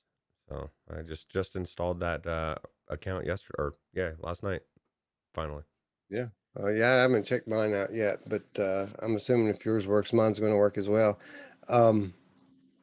Yeah, I think you're right. I think we need to do an Infinity episode here pretty soon. It's been a while since we did one anyway, right? Yeah, absolutely. All right. So maybe this week, maybe next. We'll see. But stay tuned for that. What are we going to do this week, Ruth? I know we're doing Crashland, right? Yeah, Crashland. There was something else that we've been playing that I thought we were going to talk about. I can't remember what it is off the top of my head, but Yeah, that's me. I thought we had two already picked. But definitely doing Crashland. Crashland for sure. Absolutely. I want to get in there and do some more levels for sure. There's another game. Well, that'll probably be next week though. Yeah, never mind. We'll talk about that later. One more new release to talk about before, or new game rather to talk about before we get into the weekly reminders. And Roots, I referred to Arizona Sunshine as kind of like a zombie, a zombie life cycle, right? That it dies and it comes back from the dead. But I think nothing really quite embodies that like Hellgate VR. Hellgate VR has reemerged after 5 years of being lost in the abyss. The title from developer T3 Entertainment was announced as an upcoming PSVR title back in 2016, but it only ever saw release on the Korean PlayStation Store. Now, from out of nowhere, Hellgate VR is listed on Steam and is said to be launching this month. Ooh. No word yet as to when or if we will ever see this title on PlayStation VR. Hellgate VR is a VR shooting game based on the Hellgate London IP and provides a high level of immersion to players through a sophisticated virtual world. You can experience the post-apocalyptic atmosphere of Hellgate London more vividly. It's repeating itself a lot here. Experience the battle against demons by boarding a vehicle, train, or helicopter. Experience dangerous cliff roads or dynamic water slides. Experience realistic battles with giant bosses. Experience endless action in the Hellgate VR world of dynamic stories that take place for the survival of mankind and the battle against the devil. I like the battle against the devil. I'll tell you what, man, this actually looks pretty cool. And now there's going to be some people out there that are going to say, dude, this is a PlayStation VR game from 2016. Well, I guarantee they have been not sitting around for 5 years. I'm sure there's been updates. They probably really fine-tuned this game. It looks cool, for sure. And kind of psyched to see it, to check it out, right? Yeah, graphically it looks really good. Like it's a beautiful looking game. It looks like it's been in development for 5 years.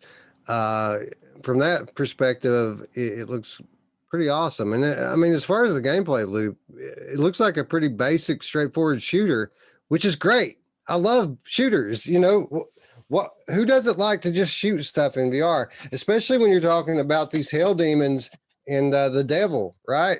I mean, who doesn't want to shoot the devil in the face? Yeah, for sure. Well, it looks good. You know what? The most ironic thing that I saw about this whole thing, with the exception of the Korean release, this was PlayStation VR rumored to come out, and at the end, it ends with them saying, "Well, we don't even know if it's coming out for PlayStation VR."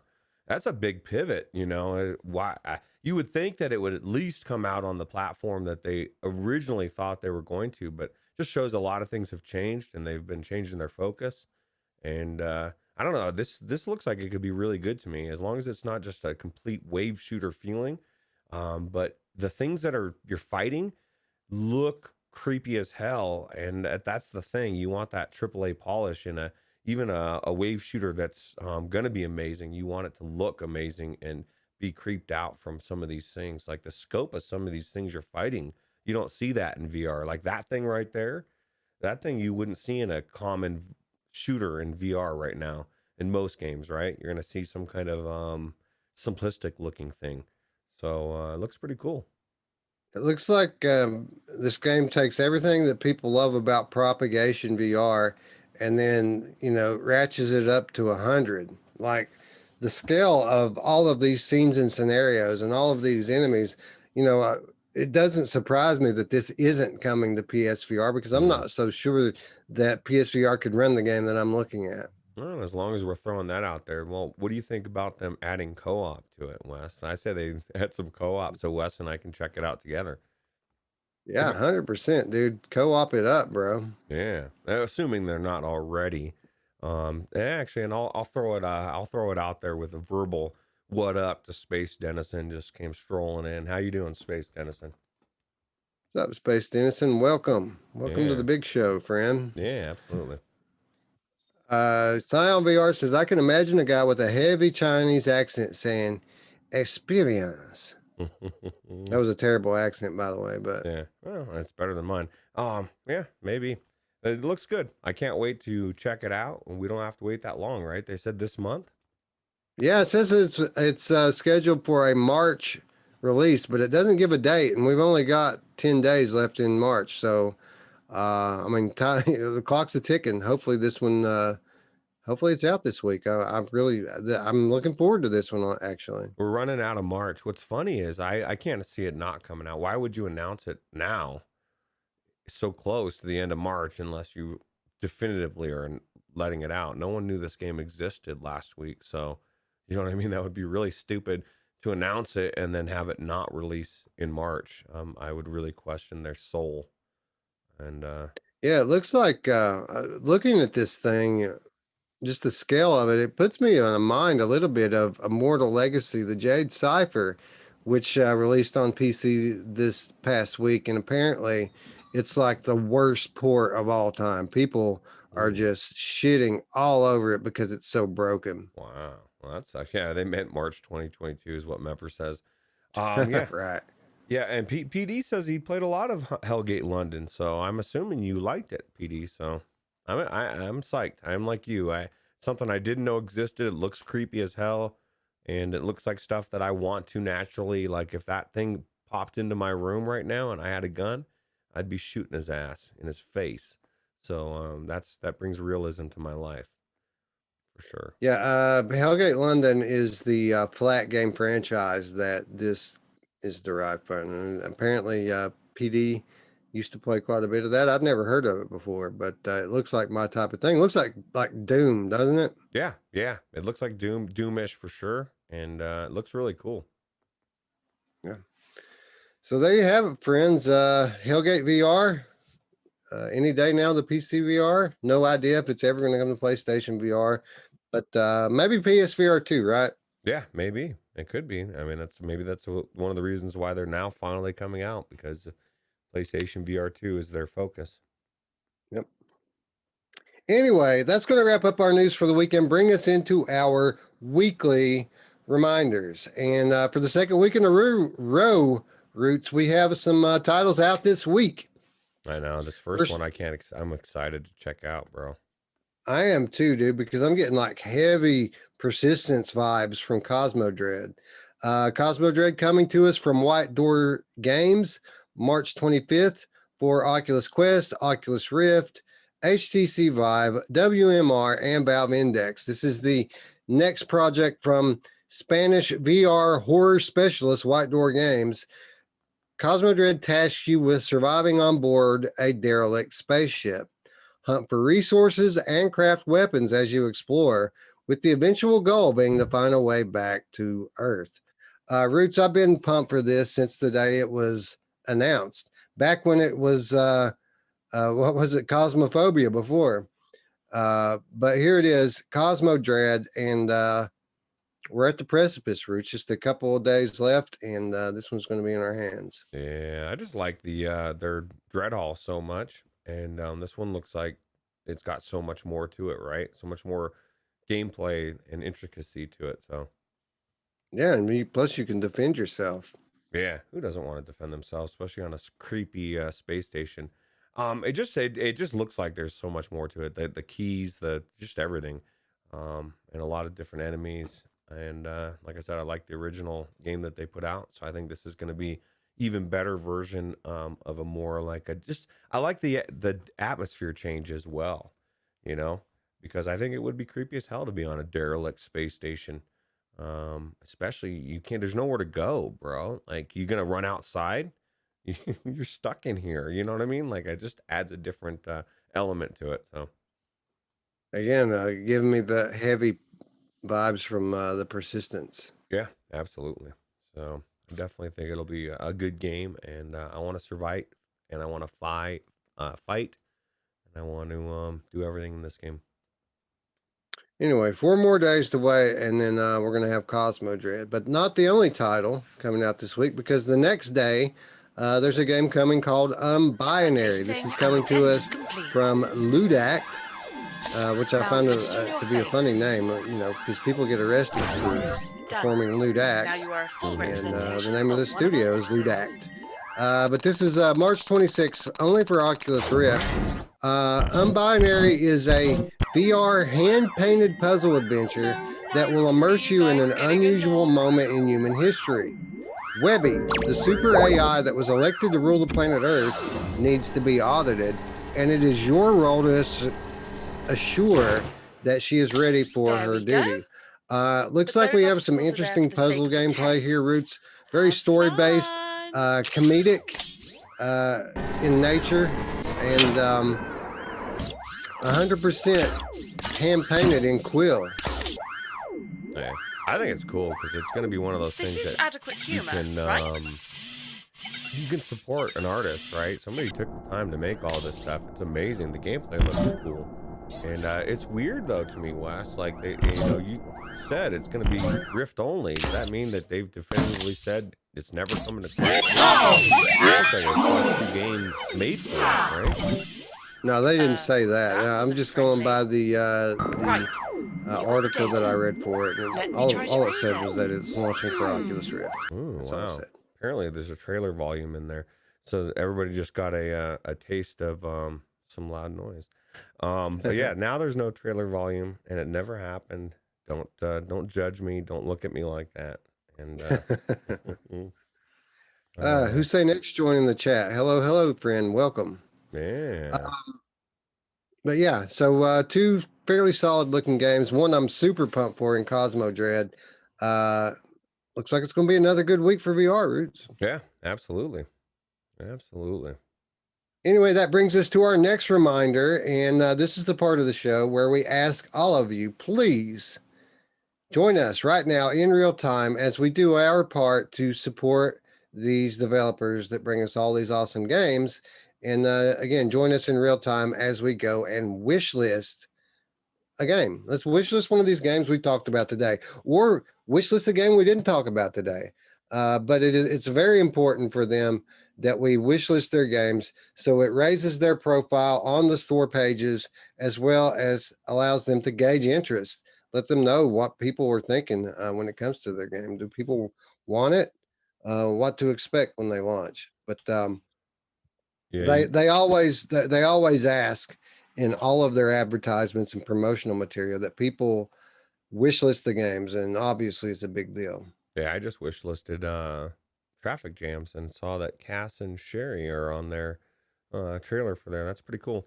You know what's funny is this is just me personally. I question your soul if you don't wish list something. Come on, man. These devs need you, bro. Yeah, I mean, you're at your computer anyway, right? Watching the show. I mean, how hard is it to just click on over and click the little heart? I mean, who doesn't want to play Cosmo Dread or Hellgate, right? Yeah. Those are all of those, man. I mean, all of the games. There's so many good games on this list today that I think you probably should do all of them at some point, right? Yeah, but you should do it all now. Yeah, do it all right now. Do it all right now. Man, wish list. So I'm going to wish list Hellgate, I think, Roots, because I think out of everything we talked about today, this was the big surprise for me. Obviously, I long since thought this game was dead in the water, but here it is. I didn't even know about it. That's cool. I'm going to go to the Oculus Quest and wishlist Arizona Sunshine. I wish they put it on sale because apparently I have to buy it for a third time. I don't think you do. I think they need to send us a copy. It's going to happen right now. Anybody that knows vertigo games. I've been considering sending them a message for some time anyway, just to establish communication with them. So, I mean, might as well ask while we're at it, huh? Yeah, money show. Anyway, be sure to let us know in the comments down below what did you wish list. Not only because we're curious to want to know what you guys are interested in, but we need your help in fighting the evil algorithm. The algorithm is attacking us all, and the only way we know to fight it off is by leaving comments. So comment down below. Let us know what you wish listed, and do your part to protect the homeland from the evil forces of the algorithm. I almost thought you were going to say protect us from the evil Bruce Nelson for some reason. We did talk a bit about Bruce Nelson and Vin VR Adventure on this most recent Money Show as well. There was some Vin news last week, and we're about to talk about it some more here in just a second. Absolutely. Paradise Decay says, hi, my name's Wes. Give me a damn key. Yeah, I wish I could. It was that simple. Maybe I should try that. Maybe that would work a little bit better. I generally tend to write a novel when I request keys. Give me the key. Because I don't just request every game, right? Generally, if I'm requesting a key, it's something I want to play, and I generally have a few words to say about it. Just send them a message that says, you know who else wants to give me a key, and then then they'll know. So, yeah, give my mom's keys back, bro. Yeah, hell yeah, bro. Anyway, that brings us to everybody's favorite reminder this week and every week, Roots. It's free stuff and killer deals, and man, do we have a laundry list of free stuff and killer deals this week. We're going to kick it off like we always do by reminding you, go claim your PlayStation Plus games for the month of March. They're giving out Final Fantasy VII Remake for PlayStation 4, Remnant from the Ashes, also for PlayStation 4, Destruction All-Stars for PlayStation 5, Maquette for PlayStation 5, and one of the best VR games of all time, friends, Farpoint for PlayStation VR. All of this included throughout the month of March with your PlayStation Plus subscription. But the month of March quickly coming to an end. So be sure you get in there and get this stuff claimed before you forget about it and you regret not doing it. We're running out of March. And Tiffany's got a good point. Just start out every letter with, let me tell you who did give us a key. Say Walking Dead. You know what's funny? While we're on the topic here, in our 2 years doing this, I've dealt with a lot of developers, both the smallest and both in the large, bigger companies, right? Generally speaking, it's the bigger studios that are the friendliest. It's the ones that have the big, highly anticipated games that make you feel like you're a big deal, even though we're a small but growing YouTube channel.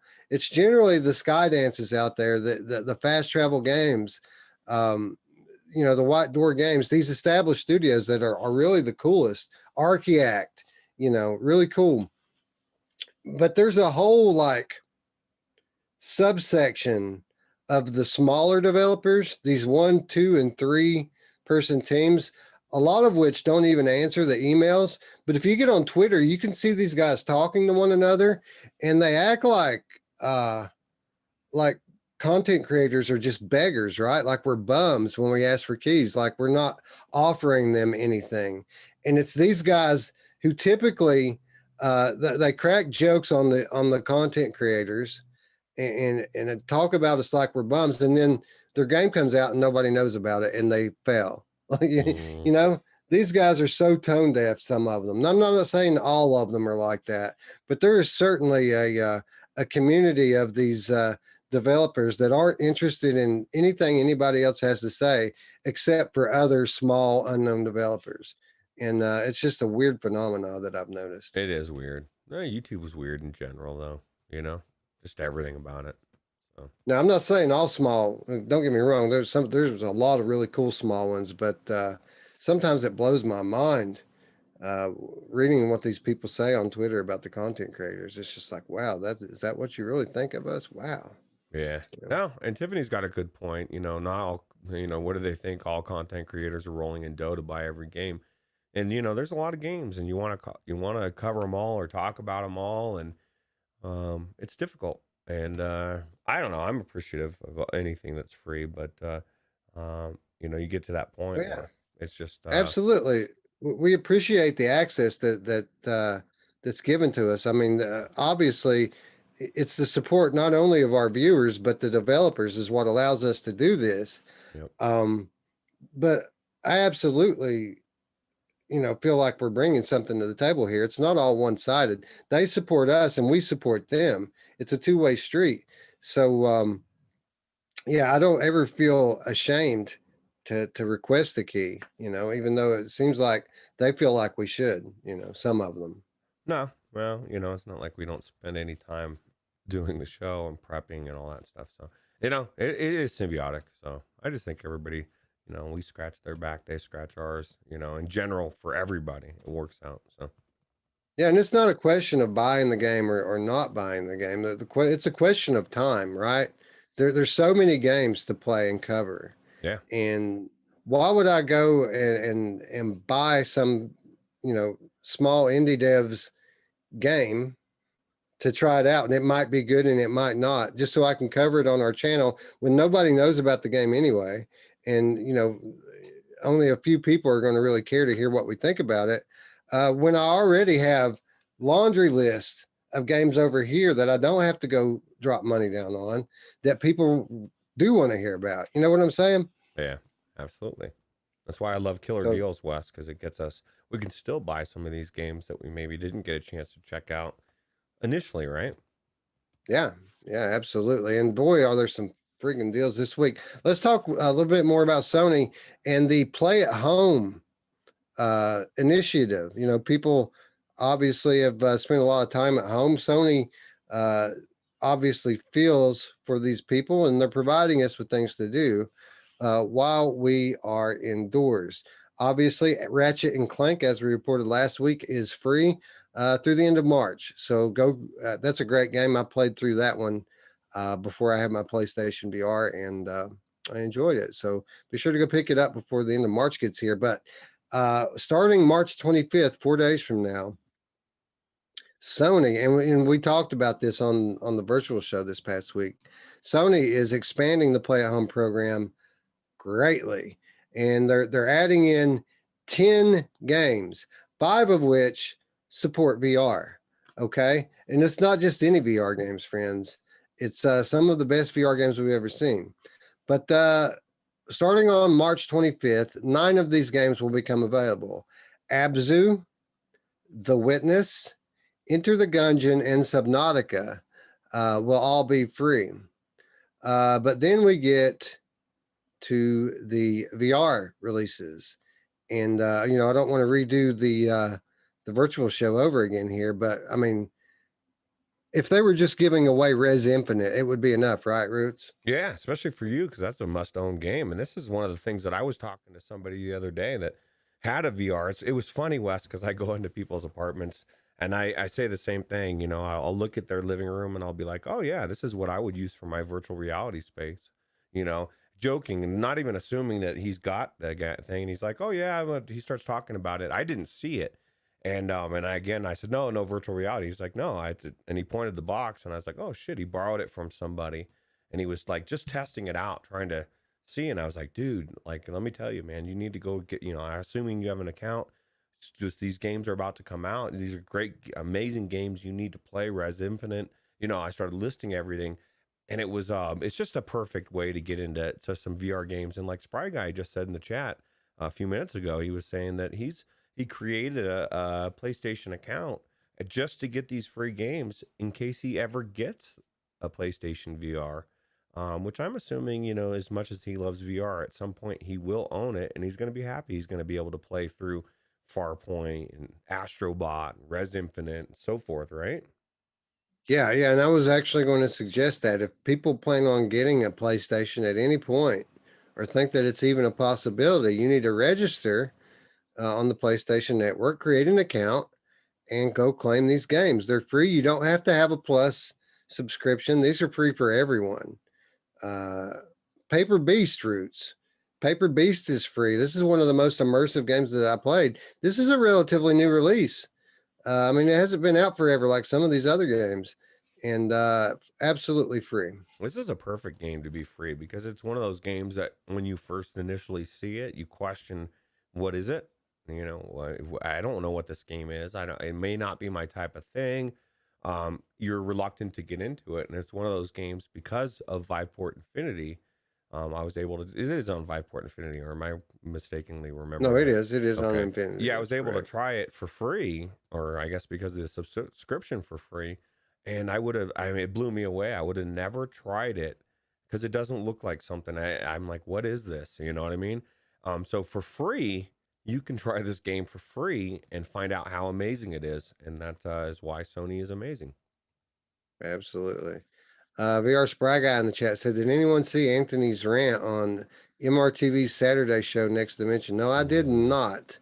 What But was he I can only ranting about? imagine what it was about this time. You know, I'm going to have to go watch that, dude. Anthony, you know, if he started a show and it was just called Anthony's Rants, that would blow up, dude, because he knows how to rant for sure. Yeah, he's like, what was the guy that used to rant on 60 Minutes all the time? I don't That know, man. Rooney, Andy Rooney. Yeah, there's channels out there that focus like Angry Joe or whatever that focus on negative. And his rants don't even need to be negative. Rant on good stuff too. So Yeah, I like Angry Joe's channel. It's pretty entertaining. yeah. But anyway, back to these free games Roots.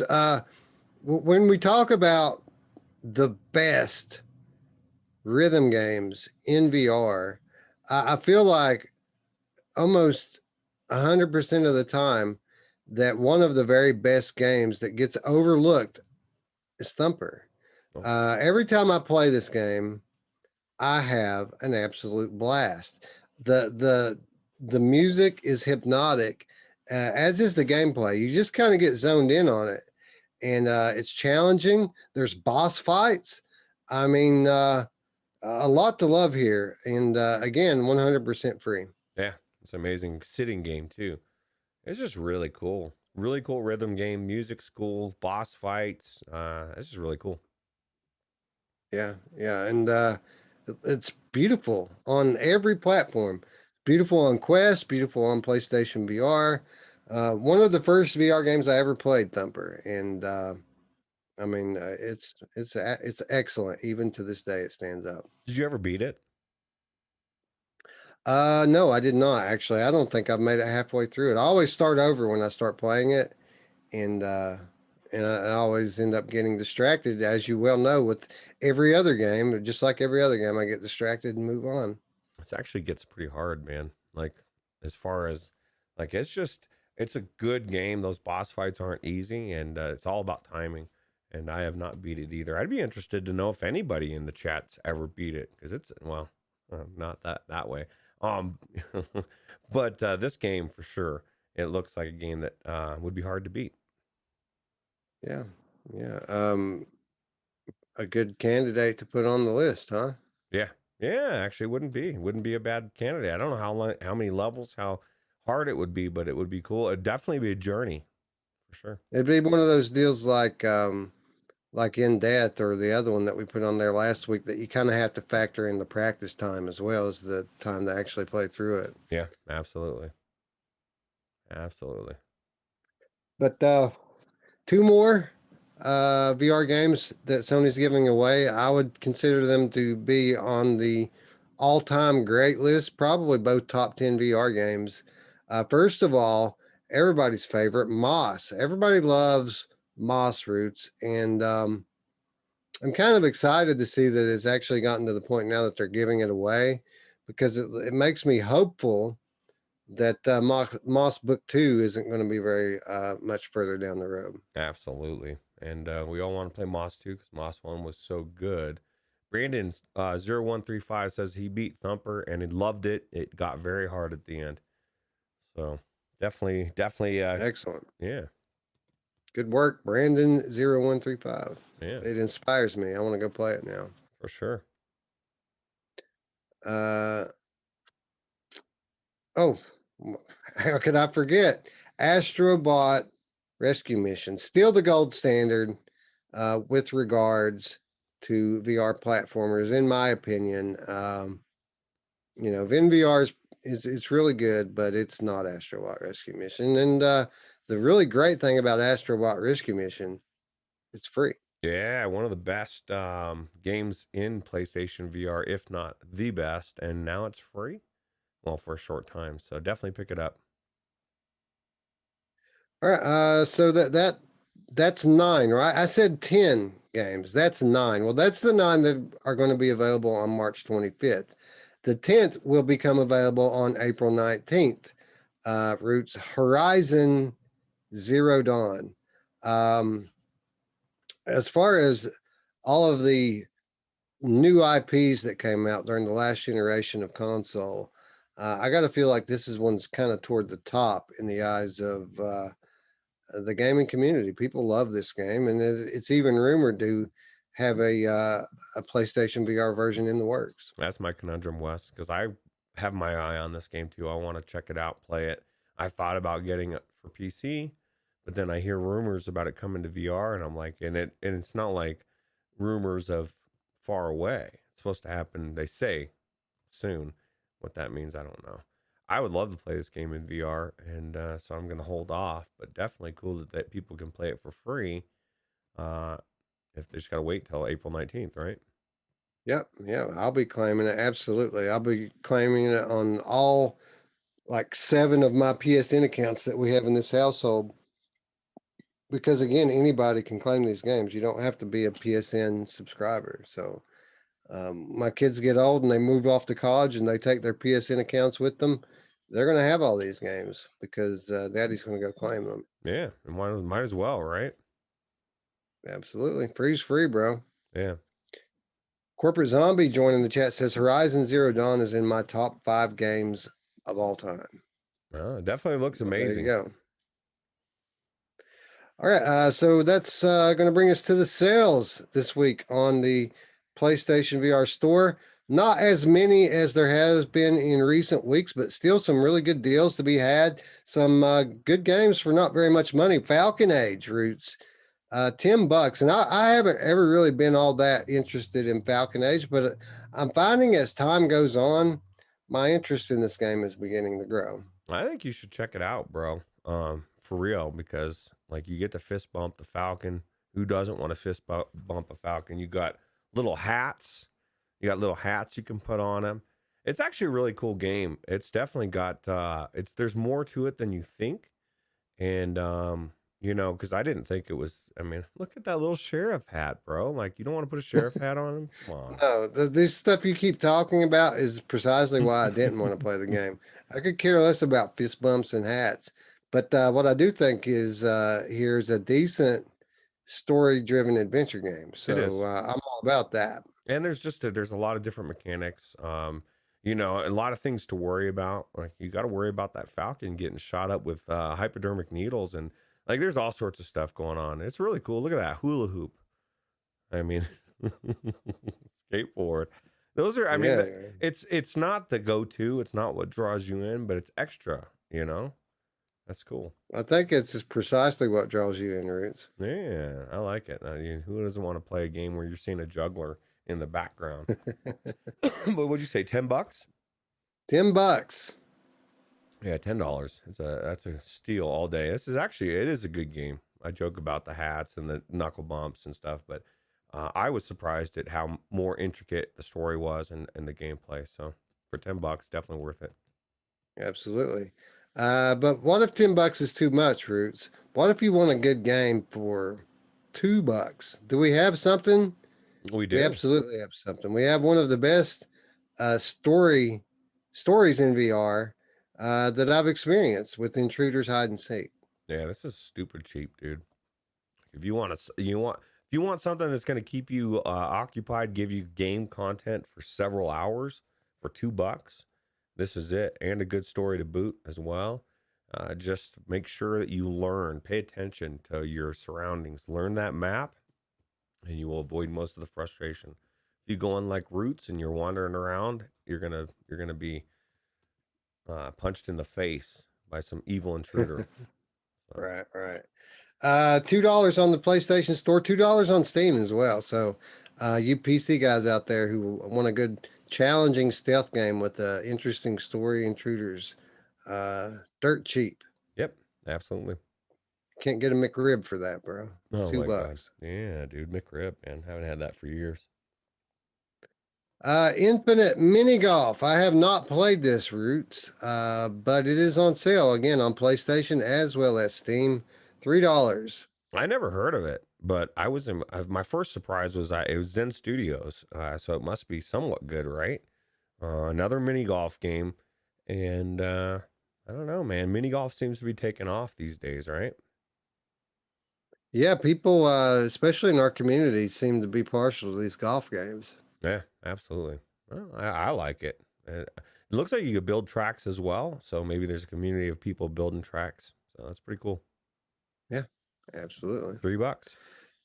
$3. Not much money. Yeah. Roots, I've never have quite been all that interested in playing Jupiter and Mars, but at $4, I mean, it's $4. It wasn't that bad. I mean, when we tried it, when we checked it out, you checked it out too, right? I mean, we all did. I Nope. thought, Nope. what? You didn't check this out, bro? You had it. You could have.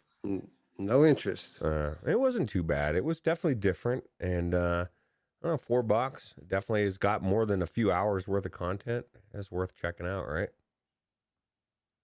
Yeah, yeah. And Space Dennison says the lame third-person golf game. Oh, so I guess must not be all that great. Yeah. Well, I don't know, man. It's $3, bro. It's the best game for $3 you can get, mini golf wise. Yeah, for sure. It's the best $3 mini golf game I know of. Yeah, absolutely.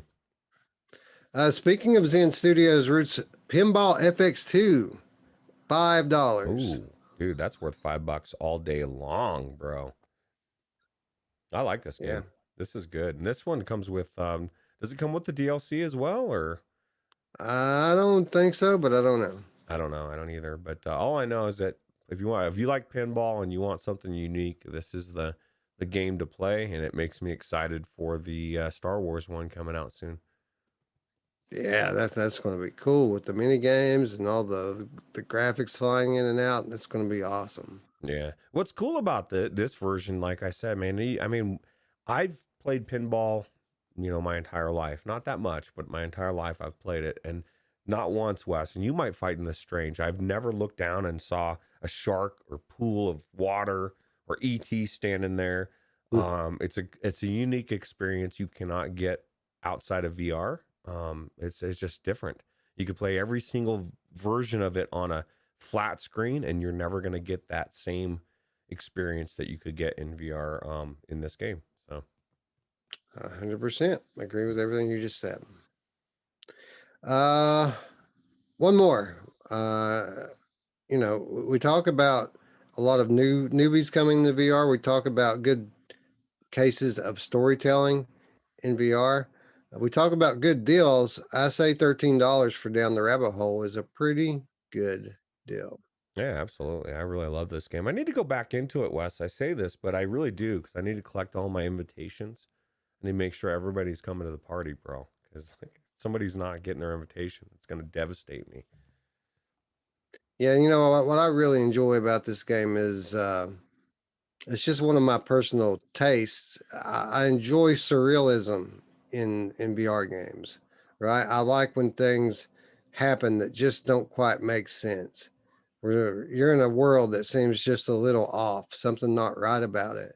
And Wonderland, bro. I mean, we all know what Wonderland is, and this game is a very accurate representation of this classic literary realm. Yeah, $13, bro. You can be in Wonderland. This is a prequel too, right? Like as far as the story, it takes place before. So if you've ever wondered what happened in Alice in Wonderland before it took place, this is their version of the story of what happened before. And I don't know, I really enjoyed it. Yep. I as well. $13, a great price for it as well. Yep, absolutely. All right, so that's going to wrap up PlayStation. Man, that was a segment, wasn't it? Just for the PlayStation stuff. Yeah, it's good deals there. Everybody loves good deals. So what's Epic Games Store got for us this week? They always give away free stuff. Well, they're giving away a game called The Fall. And Roots, I'm not familiar with this game, but I can tell you from watching the footage of it, looks like it might be a pretty good one for Helix Vision. Yeah, I thought so too. I actually, I think I did pick it up, and we'll check it out in Helix Vision. That's one of the things that's great about these games from Epic Games is there's so many good ones that are potential ones that I want to play anyway, maybe with Vorpex or Helix Vision. And so you just pick them up every week, and then you go down your list, and you're like, oh shit, I've got Enter the Gungeon. I've got Remnants of the Ashes. All these things that you're naming off from other things, I've gotten for free. They're just sitting in my library for me to check out, you know? Yeah, I've got an epic library. It's epic. It's aptly named. I mean, I remember it wasn't that long ago. They gave away like the entire collection of Batman Arkham games, along with the entire collection of Batman Lego games, which I got to imagine will be awesome in Vorpex / Helix Vision, right? Absolutely. Yeah. GTA 5, there's a lot of games that people are wanting to play now, especially in VR with that real mod that are kicking themselves because they didn't pick it up when it was for free because it was Epic and Guerrilla was trashing it and they didn't want Guerrilla to look at them weird, so they didn't get it. I say, screw you, Guerrilla, pick it up. Epic's worth Pick it. it up, bro. Epic. Yeah. I mean, it's free. It's a weekly free stuff. Absolutely. Plus, these are the people that brought us Robo Recall, which is, awesome game. Yeah. True. Dark Angel 3 joining the chat. Hello, friend. Welcome. Yeah. Just in time for the Oculus Quest Store deals this week. And a little bit more going on with the Quest Store this week than normal.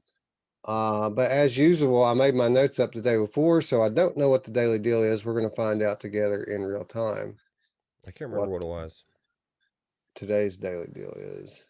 I don't know. There's one on here that really intrigues me because I thought about wanting to have it in my Quest library already. I just don't know if I'm ready to pull the $12 or $13 trigger for it because I do have Gun Club VR is today's daily deal. Ooh. It's only 10% off at $18. I'm a little bit interested in Gun Club VR, but I'm a buyer at $10. I think 18 is probably a little steep for it. Yeah, absolutely. It depends on what you're I've never been intrigued by that game to begin with, so there's too many other games that had guns, in 2016 or 17 or whenever when it was first coming out. It was one of the only, right? So yeah. Anyway, as usual, the Oculus Quest Store offering up a couple of decent bundles. First of all, we have a couple of games we've already talked about, Down the Rabbit Hole and Falcon Age, bundled together, $30. I think that's a pretty good deal for that. Absolutely. Both good games. Yeah, and when you're talking about Quest, first of all, there's not a whole lot of Quest sales, and you pay a premium for the games. So if you're getting any kind of discount, I mean, it's a pretty good deal. And the fact that you're getting 25% off of these games, that's not bad. Yeah, absolutely. The other bundle, virtual reality bundled together with Time Stall, $21. Yeah, that's good, man. I like virtual reality. Time Stall, I don't know. I haven't seen too much about it. I've seen some gameplay. I don't know too much about it. I guess let me know in the chat or in the comments what you think of Time Stall. Is it worth picking up, or is it's weird? It looks weird to me, Wes. I'm not gonna lie. Yeah, Time Stall looks pretty cool. I think it looks fun. It's an Oculus Studios game, if I'm not mistaken. So most of those always turn out to be good. Okay. Anyway, what's different this week from other weeks is, in addition to the bundles and the daily deal, we actually have a few games that are on sale. In addition to those, so first of all, and this isn't all of the sales. These are the ones I picked. You'll have to go for yourself and check out the Quest page if you want to know everything that's on sale. But first of all, we have a Fisherman's Tale at $12. And again, yeah, you could get it for 10, sometimes 9 on Steam, but on Quest, I mean, $12 is a pretty good price for this. And it's a good game to demo to people, right? Yeah, that's this is the game that I was like debating whether I pick it up or not, because I own it on Steam. Is this cross buy, or I can't remember if it's cross buy or I not. believe it is, but give me a second and I can verify that for I've never you. played or beaten this game, so this would be a great game to buy on Quest and just beat it. You know, and Agree. you're right; I it's a agree. great sense of scale, great game to showcase to people. It's so unique. I've never played a game that played with scale so differently, where you've got an item and it's either too big or too small, and you have to go into a different dimension, sort of, to that now has that same item in a different size to complete the puzzle. It's just a game that you need to beat, Wes, because it's right up your alley puzzle wise for sure. Yeah, I don't know why I've never played it. Probably for the same reason that I've never played the Room VR, Dark Matter. I mean, both Mm, of these games seem like my type of thing, but for whatever reason, I've just never started them. yeah, I need to check it out. Onakazi says Time Stall is a just a bit more polished Just in Time Incorporated. I like Just in Time Incorporated, so maybe I did too. Time Stall would be a game worth picking up then. Yeah, I was just thinking about that game a moment ago and how fun it was. Dark So Dark Angel says he has Falcon Age on his wish list. Sometimes it's jumped on a bundle because you've already owned something on the list. Yeah, so I don't know. Falcon Age, I own it, so I don't need to buy it again. I own it on Epic Game Store. I did buy that when it first came there. I just need to play through it all. So yeah, I don't see Fisherman's Tale on the cross buy. cross-buy list. I guess it doesn't need to be anyway. I mean, if I'm buying it, I'm buying it for the Quest version of it because I already own it on the Steam anyway. I might end up just picking this up. I did pick up one game, Wes, from one of the sales we're going to be talking about. I'm sure you'll know which one it is. Uh, Maybe you won't, but we'll discuss that when it comes up. Sure, sure. All right. Anyway, moving on here. What else is on sale? Oh, Death Horizon Reloaded for $14. This is a good time in co-op. Roots and I did a money show from this, and we had a blast. And you know, what is there to say? It's a zombie shooter, right? It's a pretty basic zombie shooter. You walk through a map, you find guns, you find ammo, you shoot zombies, you shoot dogs, Roots. Yeah, you shoot dogs, and if you're Wes, you fall down the cracks a lot. But you be fair, you didn't know the jump button was the jump button until late on in the game. But yeah, this game is actually surprising me how cool it was co-op for sure. And what'd you say the cost is?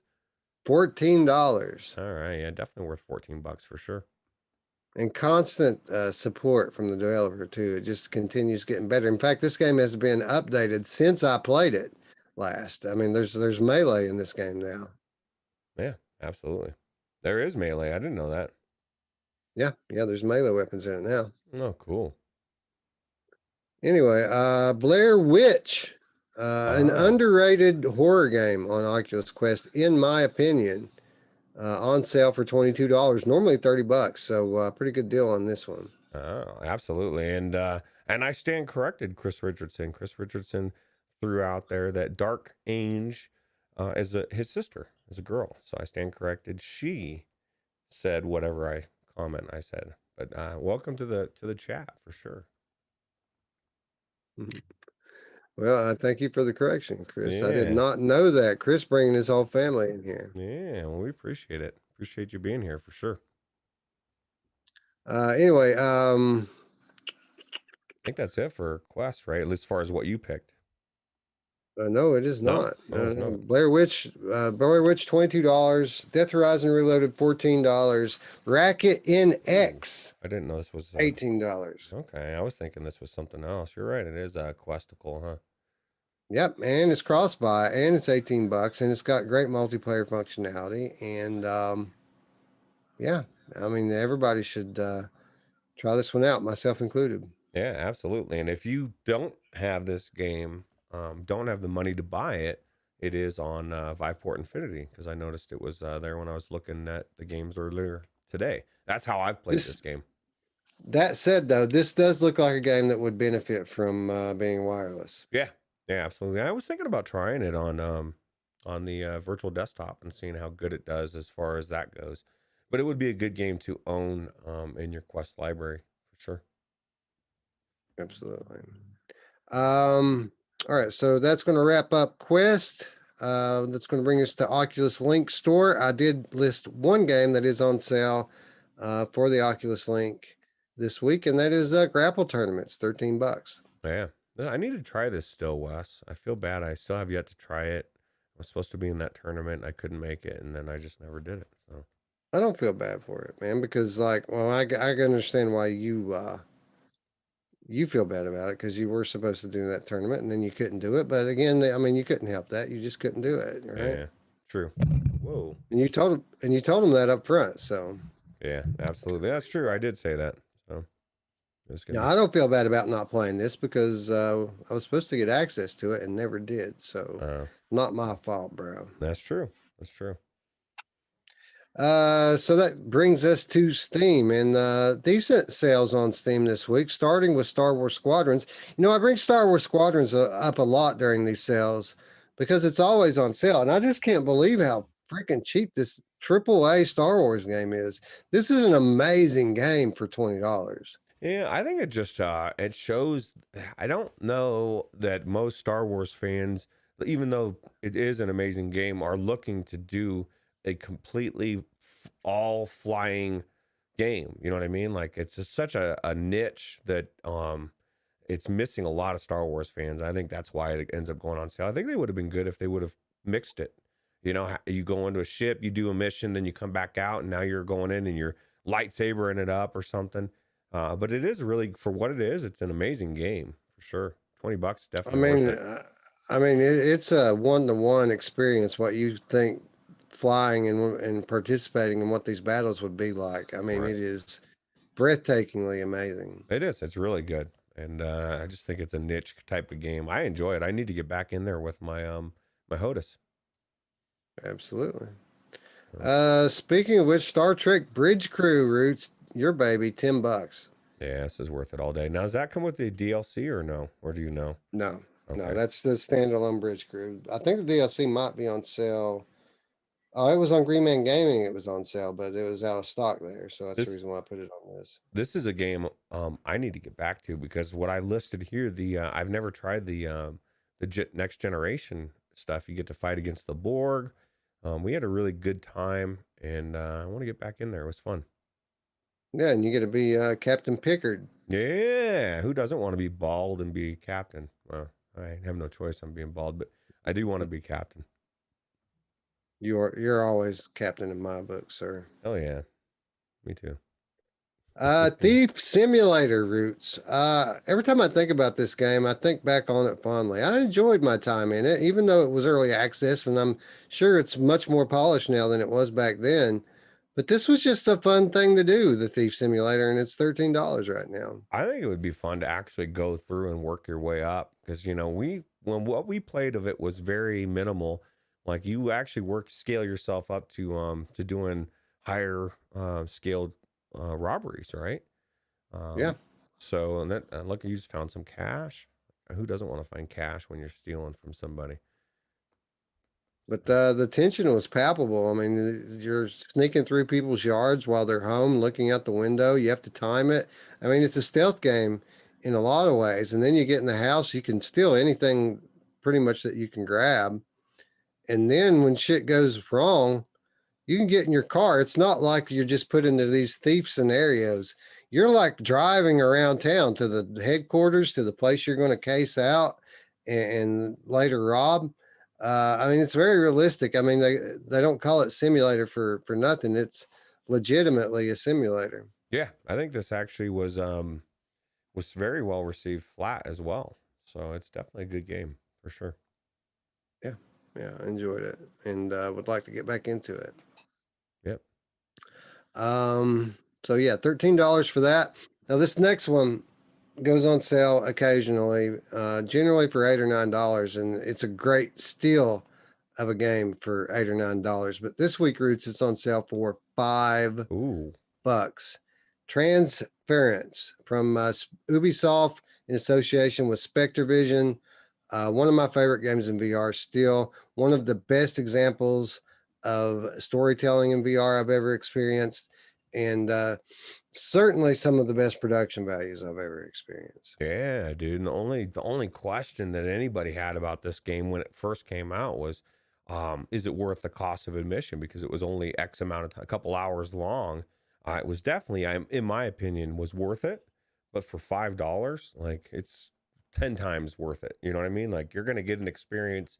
You're gonna feel way better about it than almost anybody playing through this thing, because it is really good, and you only spent $5 for it. So I would pick it up for sure. When this thing launched, I paid $30 for it, and it took me 3 hours to play through it, and I left a happy camper. If that tells you anything, I was happy with my 3-hour $30 game. It's $5. That's ridiculous. Everybody should own this game. Yep, absolutely. Apex Construct is also $5, and I think that's you buy it all day long at $5. Yeah, and now this is cross-buy, I thought, right? Maybe not. This is on Steam we're talking about. Oh, then it's not. Well, it is cross-buy though, so I'm not lying. It is cross-buy on Oculus, but this is the Steam version. Yeah, you're right, but it's definitely worth $5. This game has actually got quite a bit of content to it, right? And it's got a really good bow and arrow mechanic. I enjoyed it, and I definitely paid more than $5 for it for sure. Yeah, one of the OG archery adventures in VR, and it still holds up today. Yeah, and you get to hear Batman as father. Absolutely. Just turned 3 years old. They had the 3-year anniversary of Apex Construct launching. So happy birthday, Apex Construct, and congratulations, Fast Travel Games. That's crazy to think it's only been 3 years, right? Like time's flying, and that's about 2018 is when I got into VR, and it just seems like it's been way longer. But yeah, I mean, so much has happened, right? I mean, we've had literally, we're on Gen 3 VR now. If you consider the hardware generations we've had since then, we're on our second generation of standalone, which is the third generation overall. it's crazy. Yeah. Hinge on sale, Roots. Pretty damn good deal at $14 if you ask me. Yeah, and if you were on the fence to get in here, $14, definitely worth $14 all day. Yeah, it is now. Now that they've polished it up and got it to where it'll actually run pretty good. It's an interesting, creepy horror game. Yep. Let's see. I keep losing my spot. Oh, this one I found interesting, Roots. This is a AAA game that hasn't been out for very long. AGOS, a game of space, coming to us from Ubisoft. I don't think I've ever seen such a high-profile game fall as flat on its face as this one did. It's already down to $20. Yeah, well, $20 may be worth the price of admission. I've never played it. It seems to be the theme for Ubisoft. They seem, as big of a company, they seem to like narrowly miss on a lot of stuff. You know what I mean? Like, and their stuff is good, but for whatever reason, you know, this one, Space Junkies, whatever, it just doesn't quite do what it's supposed to do, right? I think they thought they were gonna tap into that Elite Dangerous group that's in PCVR. But I mean, those guys are just playing Elite Dangerous. They don't need another game, right? Yeah, absolutely. It may be an amazing game, especially if you're into that type of adventure. So I think it would provide some breathtaking scenery. I think would be what I would get out of it. Beyond that, this is the type of gameplay that I don't really care for. This space survival gameplay where you're mining asteroids and all this deal. It's like all the parts of Mass Effect that I didn't like. yeah, You know, yeah, $5 maybe worth checking out, right? it's $20. Oh, $20 for yeah. $5 would have been. Yeah, $20 is definitely a little bit still steep to me, but maybe it's worth it. Has anybody played that? Let me know if you've played Game of Space and you think Roots $20 is a steal. Let me know for sure. Well, Corporate Zombie says, I like Space Junkies. I like Space Junkies too. And it just so happens that that's the next game on our list. And it is on sale and it is $5. That's what I was thinking these about. servers are still open, friends, and I think we should raid this game, Roots. I don't think people understand how good this game is because it kind of was ahead of its time. It was overpriced when it came out, and it got discarded, and they haven't been able to recover since that. Yeah, $5, dude. Definitely worth checking out. We own it. I'd love to play it. And I mean, if this game came to Quest, it's not on Quest, right? I would imagine it might fill the pool if it was cheap enough. But man, dude, If the game as it is today launched today with Quest support, this would be a hit. yeah, absolutely. It's a great shooter game. Very polished, deep, with a lot of different options with how you can play the different kinds of matches and all the different weapons and different arenas. It's a AAA shooter in VR. It just, again, it was ahead of its time. There wasn't enough people in VR at the time to sustain it. And then when you put a $40 price tag on top of that, at a time when, $20 games were all the rage, it's a recipe for failure. And that's kind of the story of Space Junkies. Yeah, that's true. So, and Spry Guy just said exactly that. And he said it's a good game, just never developed a player base at the high price launched at. And I guess Radio Run, I was wondering, man, he said, I took a nap, bro. He missed the show. Well, it's not over yet. You got a little bit of show left. And you, like everybody else, when this is over, they're done, you get to still enjoy Virtual Strangers. So I say you have one better up than everybody else. Yeah, Drew says he's down for Space Junkies. If I'm not mistaken, isn't it Space Junkies cross-plat too? Can't like PlayStation players play with Oculus, play with Steam? I think so. He may be talking about Bridge Crew, but I think he'd probably be down for Space Junkies as well. I think Space Junkies. I was the one was telling all of everybody in the Virtual Strangers back in the day, we need to play this, get this, pick this up. Nobody wanted to back then, but it was expensive as fuck. And yeah. Yeah, I played it when it was in beta. I really enjoyed it. Yeah, that's cool. Yeah, Space Dennison says Space Junkies is good AF. Yeah, man. I think most people enjoyed it that played it. To be honest, I don't know very many people that say, you know what, really didn't like that game. Yeah. All right, one more game from Steam on sale. Fresh sale for VR Roots at $25. It's normally $30 down to $25. Worth it all day long. Yep, definitely the best hands down platformer on PC VR. So for sure. Yeah, I'm hoping that they don't further nerf this game, Roots. I was on their Discord the other day, and they're still considering changing up the camera. The way the camera works. And I'm just like, man, just leave it alone. It's good how it is, Yeah. Well, I don't know. I guess they feel like they got to tweak it. That's the thing, people bitch enough. And we all know that the people that suck bitch the most. So things get nerfed. Yeah, that's literally what was happening. Somebody was in there complaining about it, and they said they're still looking at it. God, really? Yeah, well, maybe that's just a way to place, get people off their back and say, yeah, we're looking at it. And then they can say, well, we looked at it and we disagree with you. Corporate Zombie says, is Vin coming to Viveport? I thought it was. That's what I think it came in January, did it not? Yeah, it may already be there. Hussein X has a really good idea. He says they should do and I think they may have done this, a free weekend for Space Junkies across all platforms and run the $5 sale at the same time and just get people to check it out, and get enough people in there playing, having fun. That might turn them around, right? Yeah, Space Dennison says the $20 Quest port, boom, game saved. Yeah. Hey, I agree with that.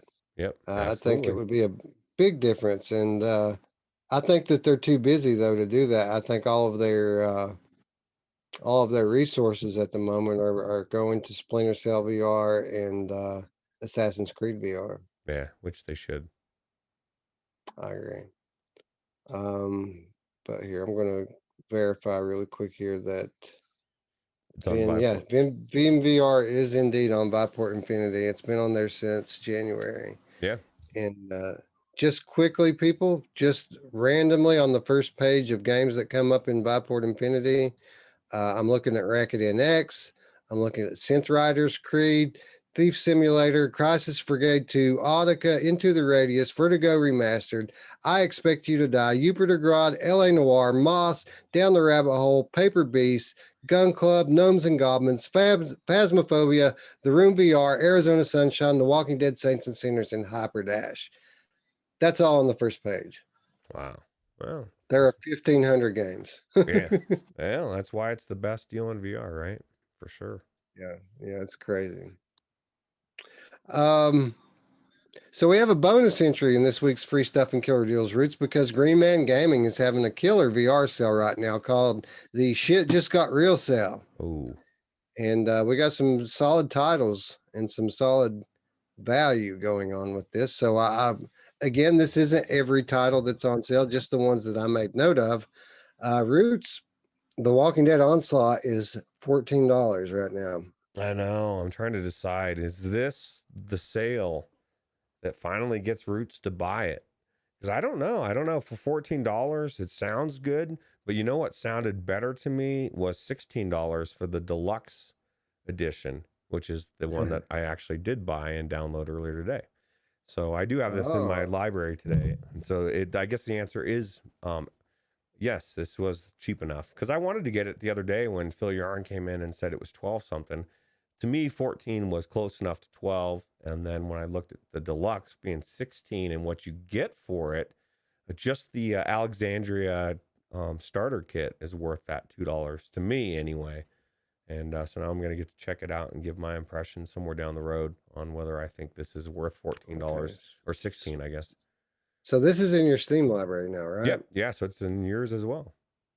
Awesome. So, because I have this on PlayStation VR, I have not tried it on PC. And furthermore, this game has been significantly updated since I last tried it. So I'm down to get back into this one as well. I mean, we can cover it on this week's virtual show if you want, or we can give it another week if you want. I say, we can do it this week for sure, because I want to get into it. I want to be Daryl, bro. Deal. There you go. So The Walking Dead Onslaught updated impressions coming, and Roots first impressions coming this Wednesday, in addition to a fairly detailed conversation on Crashland. Yeah, check this out. I get to have the golden katana now and the knuckles, bro. That's in the deluxe edition. To me, that, like, really, okay, you're going to say you want to get Onslaught and you're like, oh man, I'm going to spend $14. Why would you not just buy 16 or pay 16 for the deluxe, unless the deluxe is sold out? Then get the 14. I will tell you, this is going to sell out quick, in my opinion. I had problems getting into it when I first saw you post it, and I mean, I couldn't get it to, the cart kept telling me it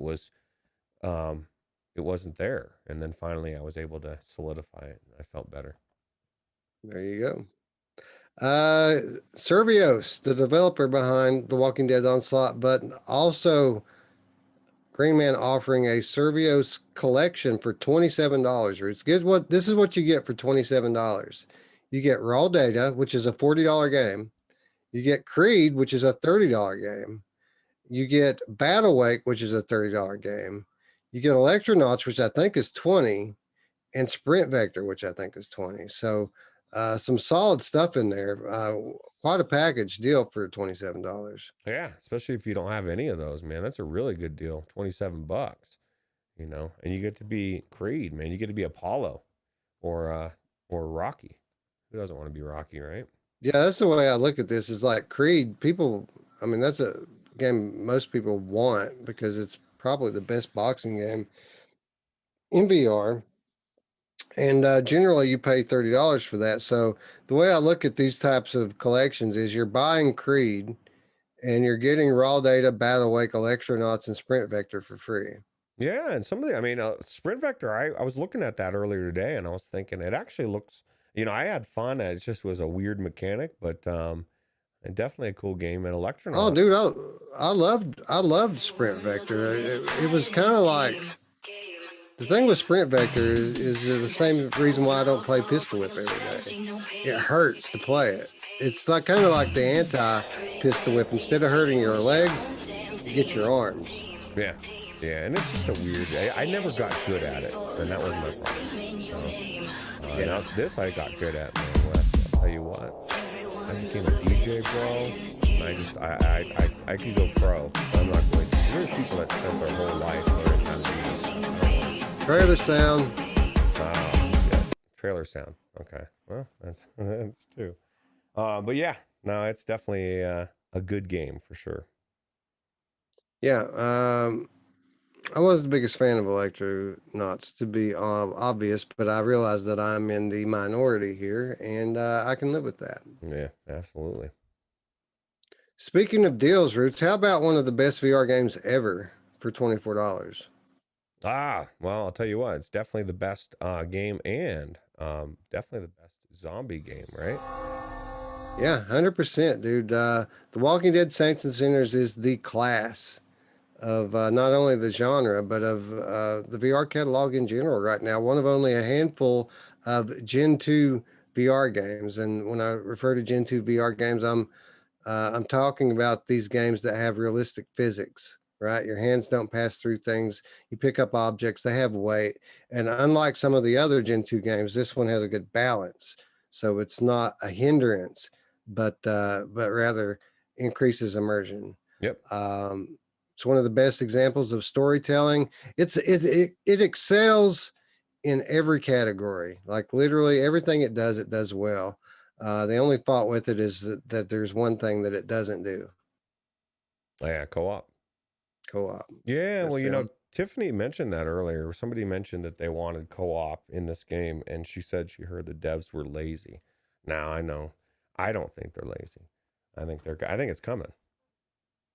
Hopefully. I think it's coming Crossing in a sequel. fingers. I'd be surprised if they added it into this, but just for the record, I'd $20 DLC me. I'll take it all day long. Yep, absolutely.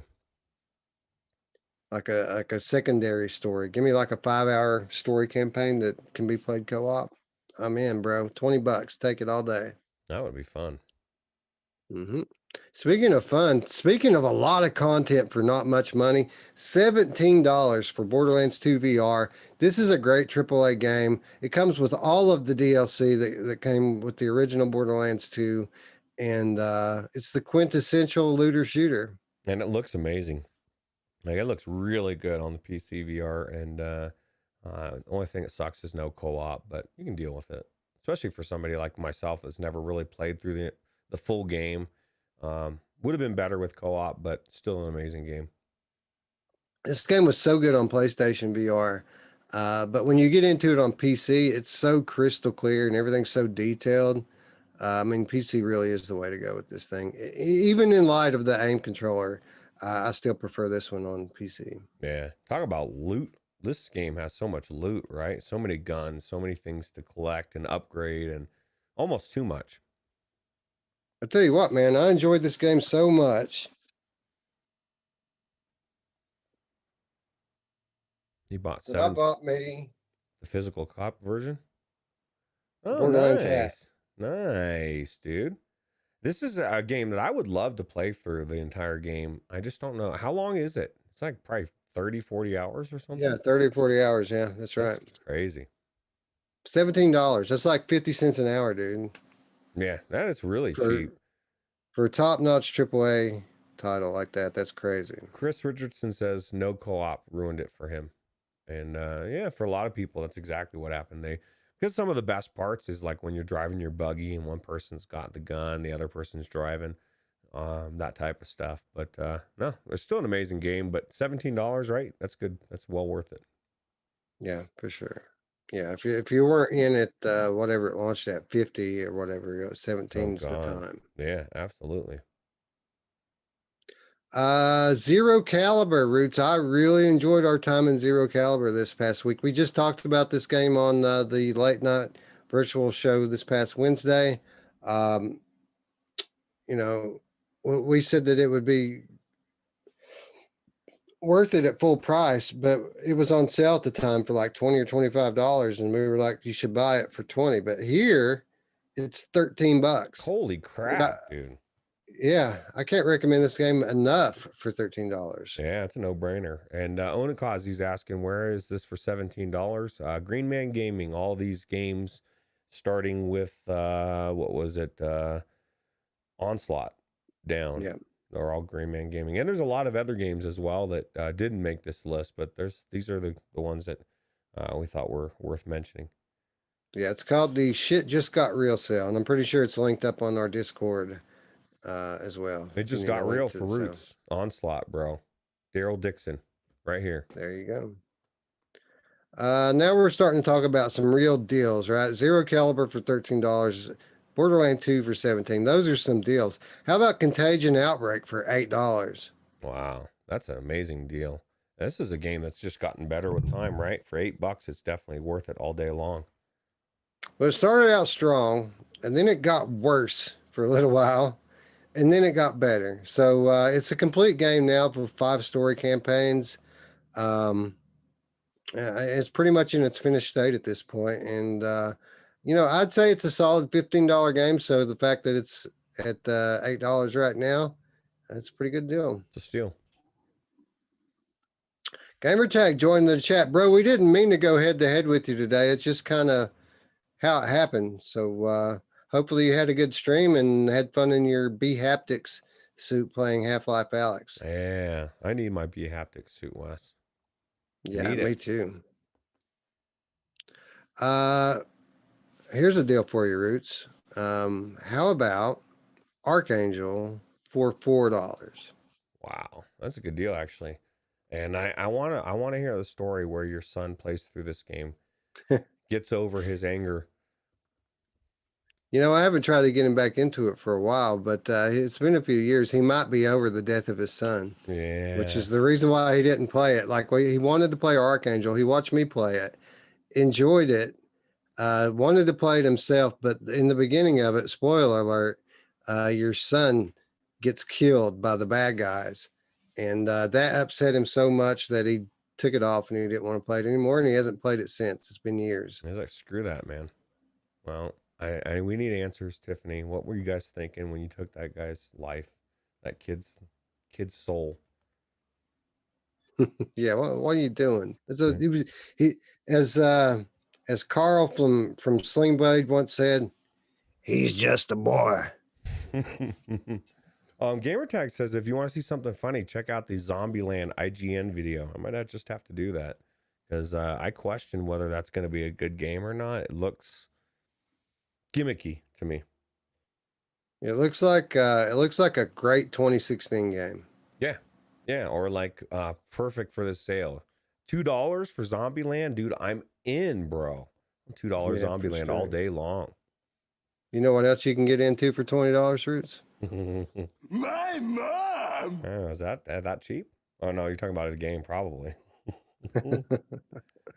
Arizona Sunshine, Roots. We talked about it earlier. It's a game. It's still being supported by Vertigo Games. It's still Wow. it's still the best at what it does, man. There still isn't a better pure zombie shooter in VR. Certainly one that there isn't one that lets you bring a friend along with you. $13. Oh wow, dude, that's a good deal. $13, bro. How about Super Hot for 12? Oh, let me check that. I knew that was going to be the case. But yeah, $12, dude. What a deal, bro. That's a good deal. I still want this to be cheaper on Quest, bro. Yeah, that's never happening, dude. Well, I just went ahead and bought this one on Quest. So, I mean, it is what it is. People just need to, if you don't have Super Hot, buy it now and then stop buying Super Hot. I want a sequel to Super Hot. I'm sure they finished development on it 2 years ago, but why in the world would they release it if they keep making millions of dollars selling the original? People are going to quit buying the original when they put the sequel out. So stop buying it, people. But it's just $12 right now. I like how you justified you grandfathered yourself in. I just bought it myself, but you guys need to stop buying it. I bought it a year ago, by the way. I bought it for Quest 1. It's too good. But see, that's the thing is like it's a great showcase game, but I don't showcase my Quest to anybody, bro. And I want it to be cross-buy. That's all. GT coming through with the three. What is it, Roots? Is it quid? £3, £3? I don't know. I don't know your money, bro. I'm sorry. I know dollars and cents. That's all I know. We'll call it $3, even though it's not what it is. He says that mum comment was amazing. I can't see. Thank you, sir. Thanks for the Yeah. compliment and thanks for the support. We really appreciate it. We really appreciate you, bro. For Dude, if sure. I got a nickel for every mom joke I said, we'd be well on our way, wouldn't we? We would, dude. We'd have our own vests. We'd have the yaw too. We'd be set. That brings us to Viveport. Viveport been relatively quiet with the new releases over the last few weeks, but I did notice one that seemed a little interesting. It was a title called AD 2047. Very loosely, that's not it. That's not Very it. loosely called a game, right? This is more of an interactive movie, but the production value looks high. It's a cyberpunk story. And it looked interesting to me, and it's part of Viveport now. And it actually is the Viveport Infinity Edition, whatever that means. Well, it's definitely that's the best way to have it come on Viveport, right? It's like interesting enough. You want to check it out. You don't want to have to shell money out of your pocket. You already have your Infinity membership, so why not? Then you find out, wow, this game is amazing, or whether it's worth it or not. That's the best thing about it. Like even just one was it? What you mentioned one on your list of things that were on that the gnomes and goblins. That was a perfect one for me. I was not gonna shell out what that thing costs, bro. But I was so blown away when I got into it. I was so glad I was able to do it. And without Viveport Infinity, I guarantee I never try it. So that's what I love about Infinity for sure. Yeah, and this is another one of those. This AD 2047 is another one of those that was funded and produced by HTC with their grant programs that they have for this kind of immersive media. Again, it's one of the things that I really like that HTC does is they're really one of the driving forces behind this type of content. And this just proof positive of that. And there's a bunch of this stuff on Infinity. And I would almost say that Infinity's worth the price of admission just for this sort of thing. Absolutely. Do you think we see this from any other companies like Oculus or, at some point, maybe with some of the lesser games? I mean, this is definitely something that HTC has a market on, right? There's no other gaming system or program set up like this in VR that I know of, where you can just check out all these different games for one price. Right. Yeah, this is it, man. And as far as the immersive media goes, Facebook used to have a studio that they developed this sort of thing with, but I think they disbanded it. It was the same group that brought us like Wolves in the Walls and a bunch of the other really good ones. But again, I mean, you had to buy those standalone, whereas Viveport kind of has their little subscription service here that all that stuff pours into. Yeah, I just still think it's just the best way to try something new. Like if you're bored and you just have played everything you want to play and just want to pick a random game, there's so many of them. And like I would have never tried Tornuffalo if it wasn't for that. Right. You know what I mean? Taco Face, Taco bro. Space Face. Cats with lasers. Yeah, these are all experiences, man. Good. I want to play Fat Foods Roots. It's on sale on Oculus Rift every week. I don't mention it, but it's always on sale.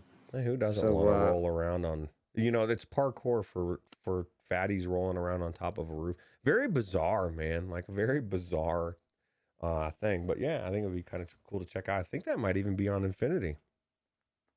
Success Roots. We just talked Chris Richardson into buying Borderlands 2 VR. Dude, you're going to love it. I know there's no multiplayer in there, but you know what's better than multiplayer? VR support. And this game's amazing in VR. It is. It's. I mean, that's one of the things that doesn't get discussed about Borderlands 2 is it's a legit AAA experience in VR. I mean, it's everything that the original game was without co-op, but legit in VR. It's really good. So yeah, and Gearbox this past week on Twitter teasing PSVR 2 game. Really? Not really anything specific, but just kind of throwing it out there like, who wants to see us do a PSVR 2 or PS5 VR game? This sort of thing. Yeah, we're there, Wes. We're doing it. Absolutely. Lots of cool stuff happening this week, Roots. I mean, Exorcist VR. I mean, they're teasing something. I don't know what it is, but they're teasing something. Who knows, man? Good stuff happening every day. By the time we're back here next week, we're going to be talking about some amazing thing that happened this week. Are you picking up Fisherman's Tale on Quest? Are you going to play through that game? That's my question. You need to play through that game. Well, since you put it that way, I might just put it on my list. It's good, dude. I guarantee you're going to love it. And it's made for you. It's made for it. It's just really cool. Okay. Well, we'll start on. I've got some games started now. I need to finish one. Probably Flow Weaver. When I finish Flow Weaver, I'll start Fisherman's Tale. How's that? Yeah, that works. That works, man. And I just uploaded a GTA 5 to my channel. It's not uploaded yet, but as soon as I click publish, it will be. I'm excited. Yeah, I am Roots.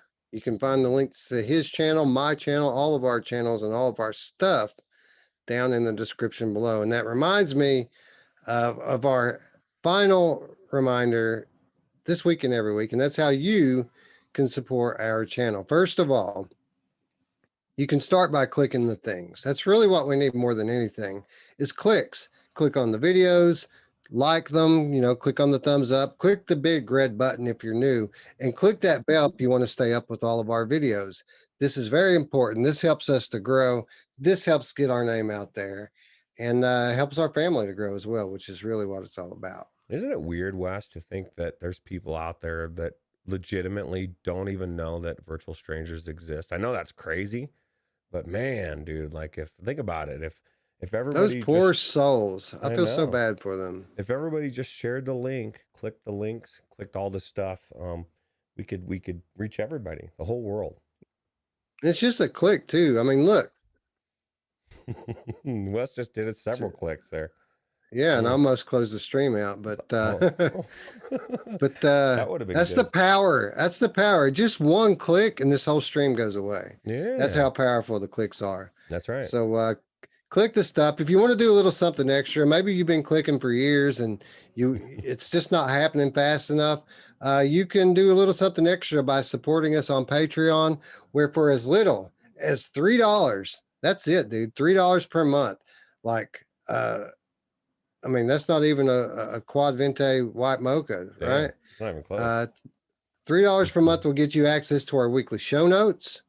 It will get you access to the Money Show, which, by the way, we just did a new one. That's awesome. And it's also going to get you behind the scenes access to what's going on here, which is something I just started doing this last week. Just keeping people in the loop. Those patrons, they go the extra mile for us. So I'm going to go the extra mile for them and keep them posted on what's going on behind the scenes with the virtual strangers. Hell yeah. And Scion keeps saying we need to add Solus Project to the beat it list. I might play through that. Yeah, man. I'm familiar with Solus Project, and it does look like something that I would enjoy for a time. I don't know if that's going to be something I'm going to feel compelled to beat.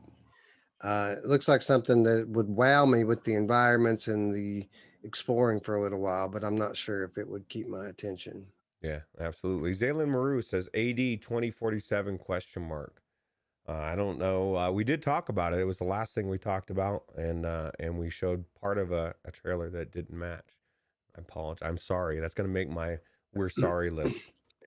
AD 2047 is a interactive movie that got added to Viveport Infinity this week. It is a cyberpunk action movie that you take place in, at least to some extent. Okay. Well, it looks interesting for sure. Scion says you can turn off survival mode. Well, I mean, yeah, but still, I mean, is there stuff happening that's going to keep my attention?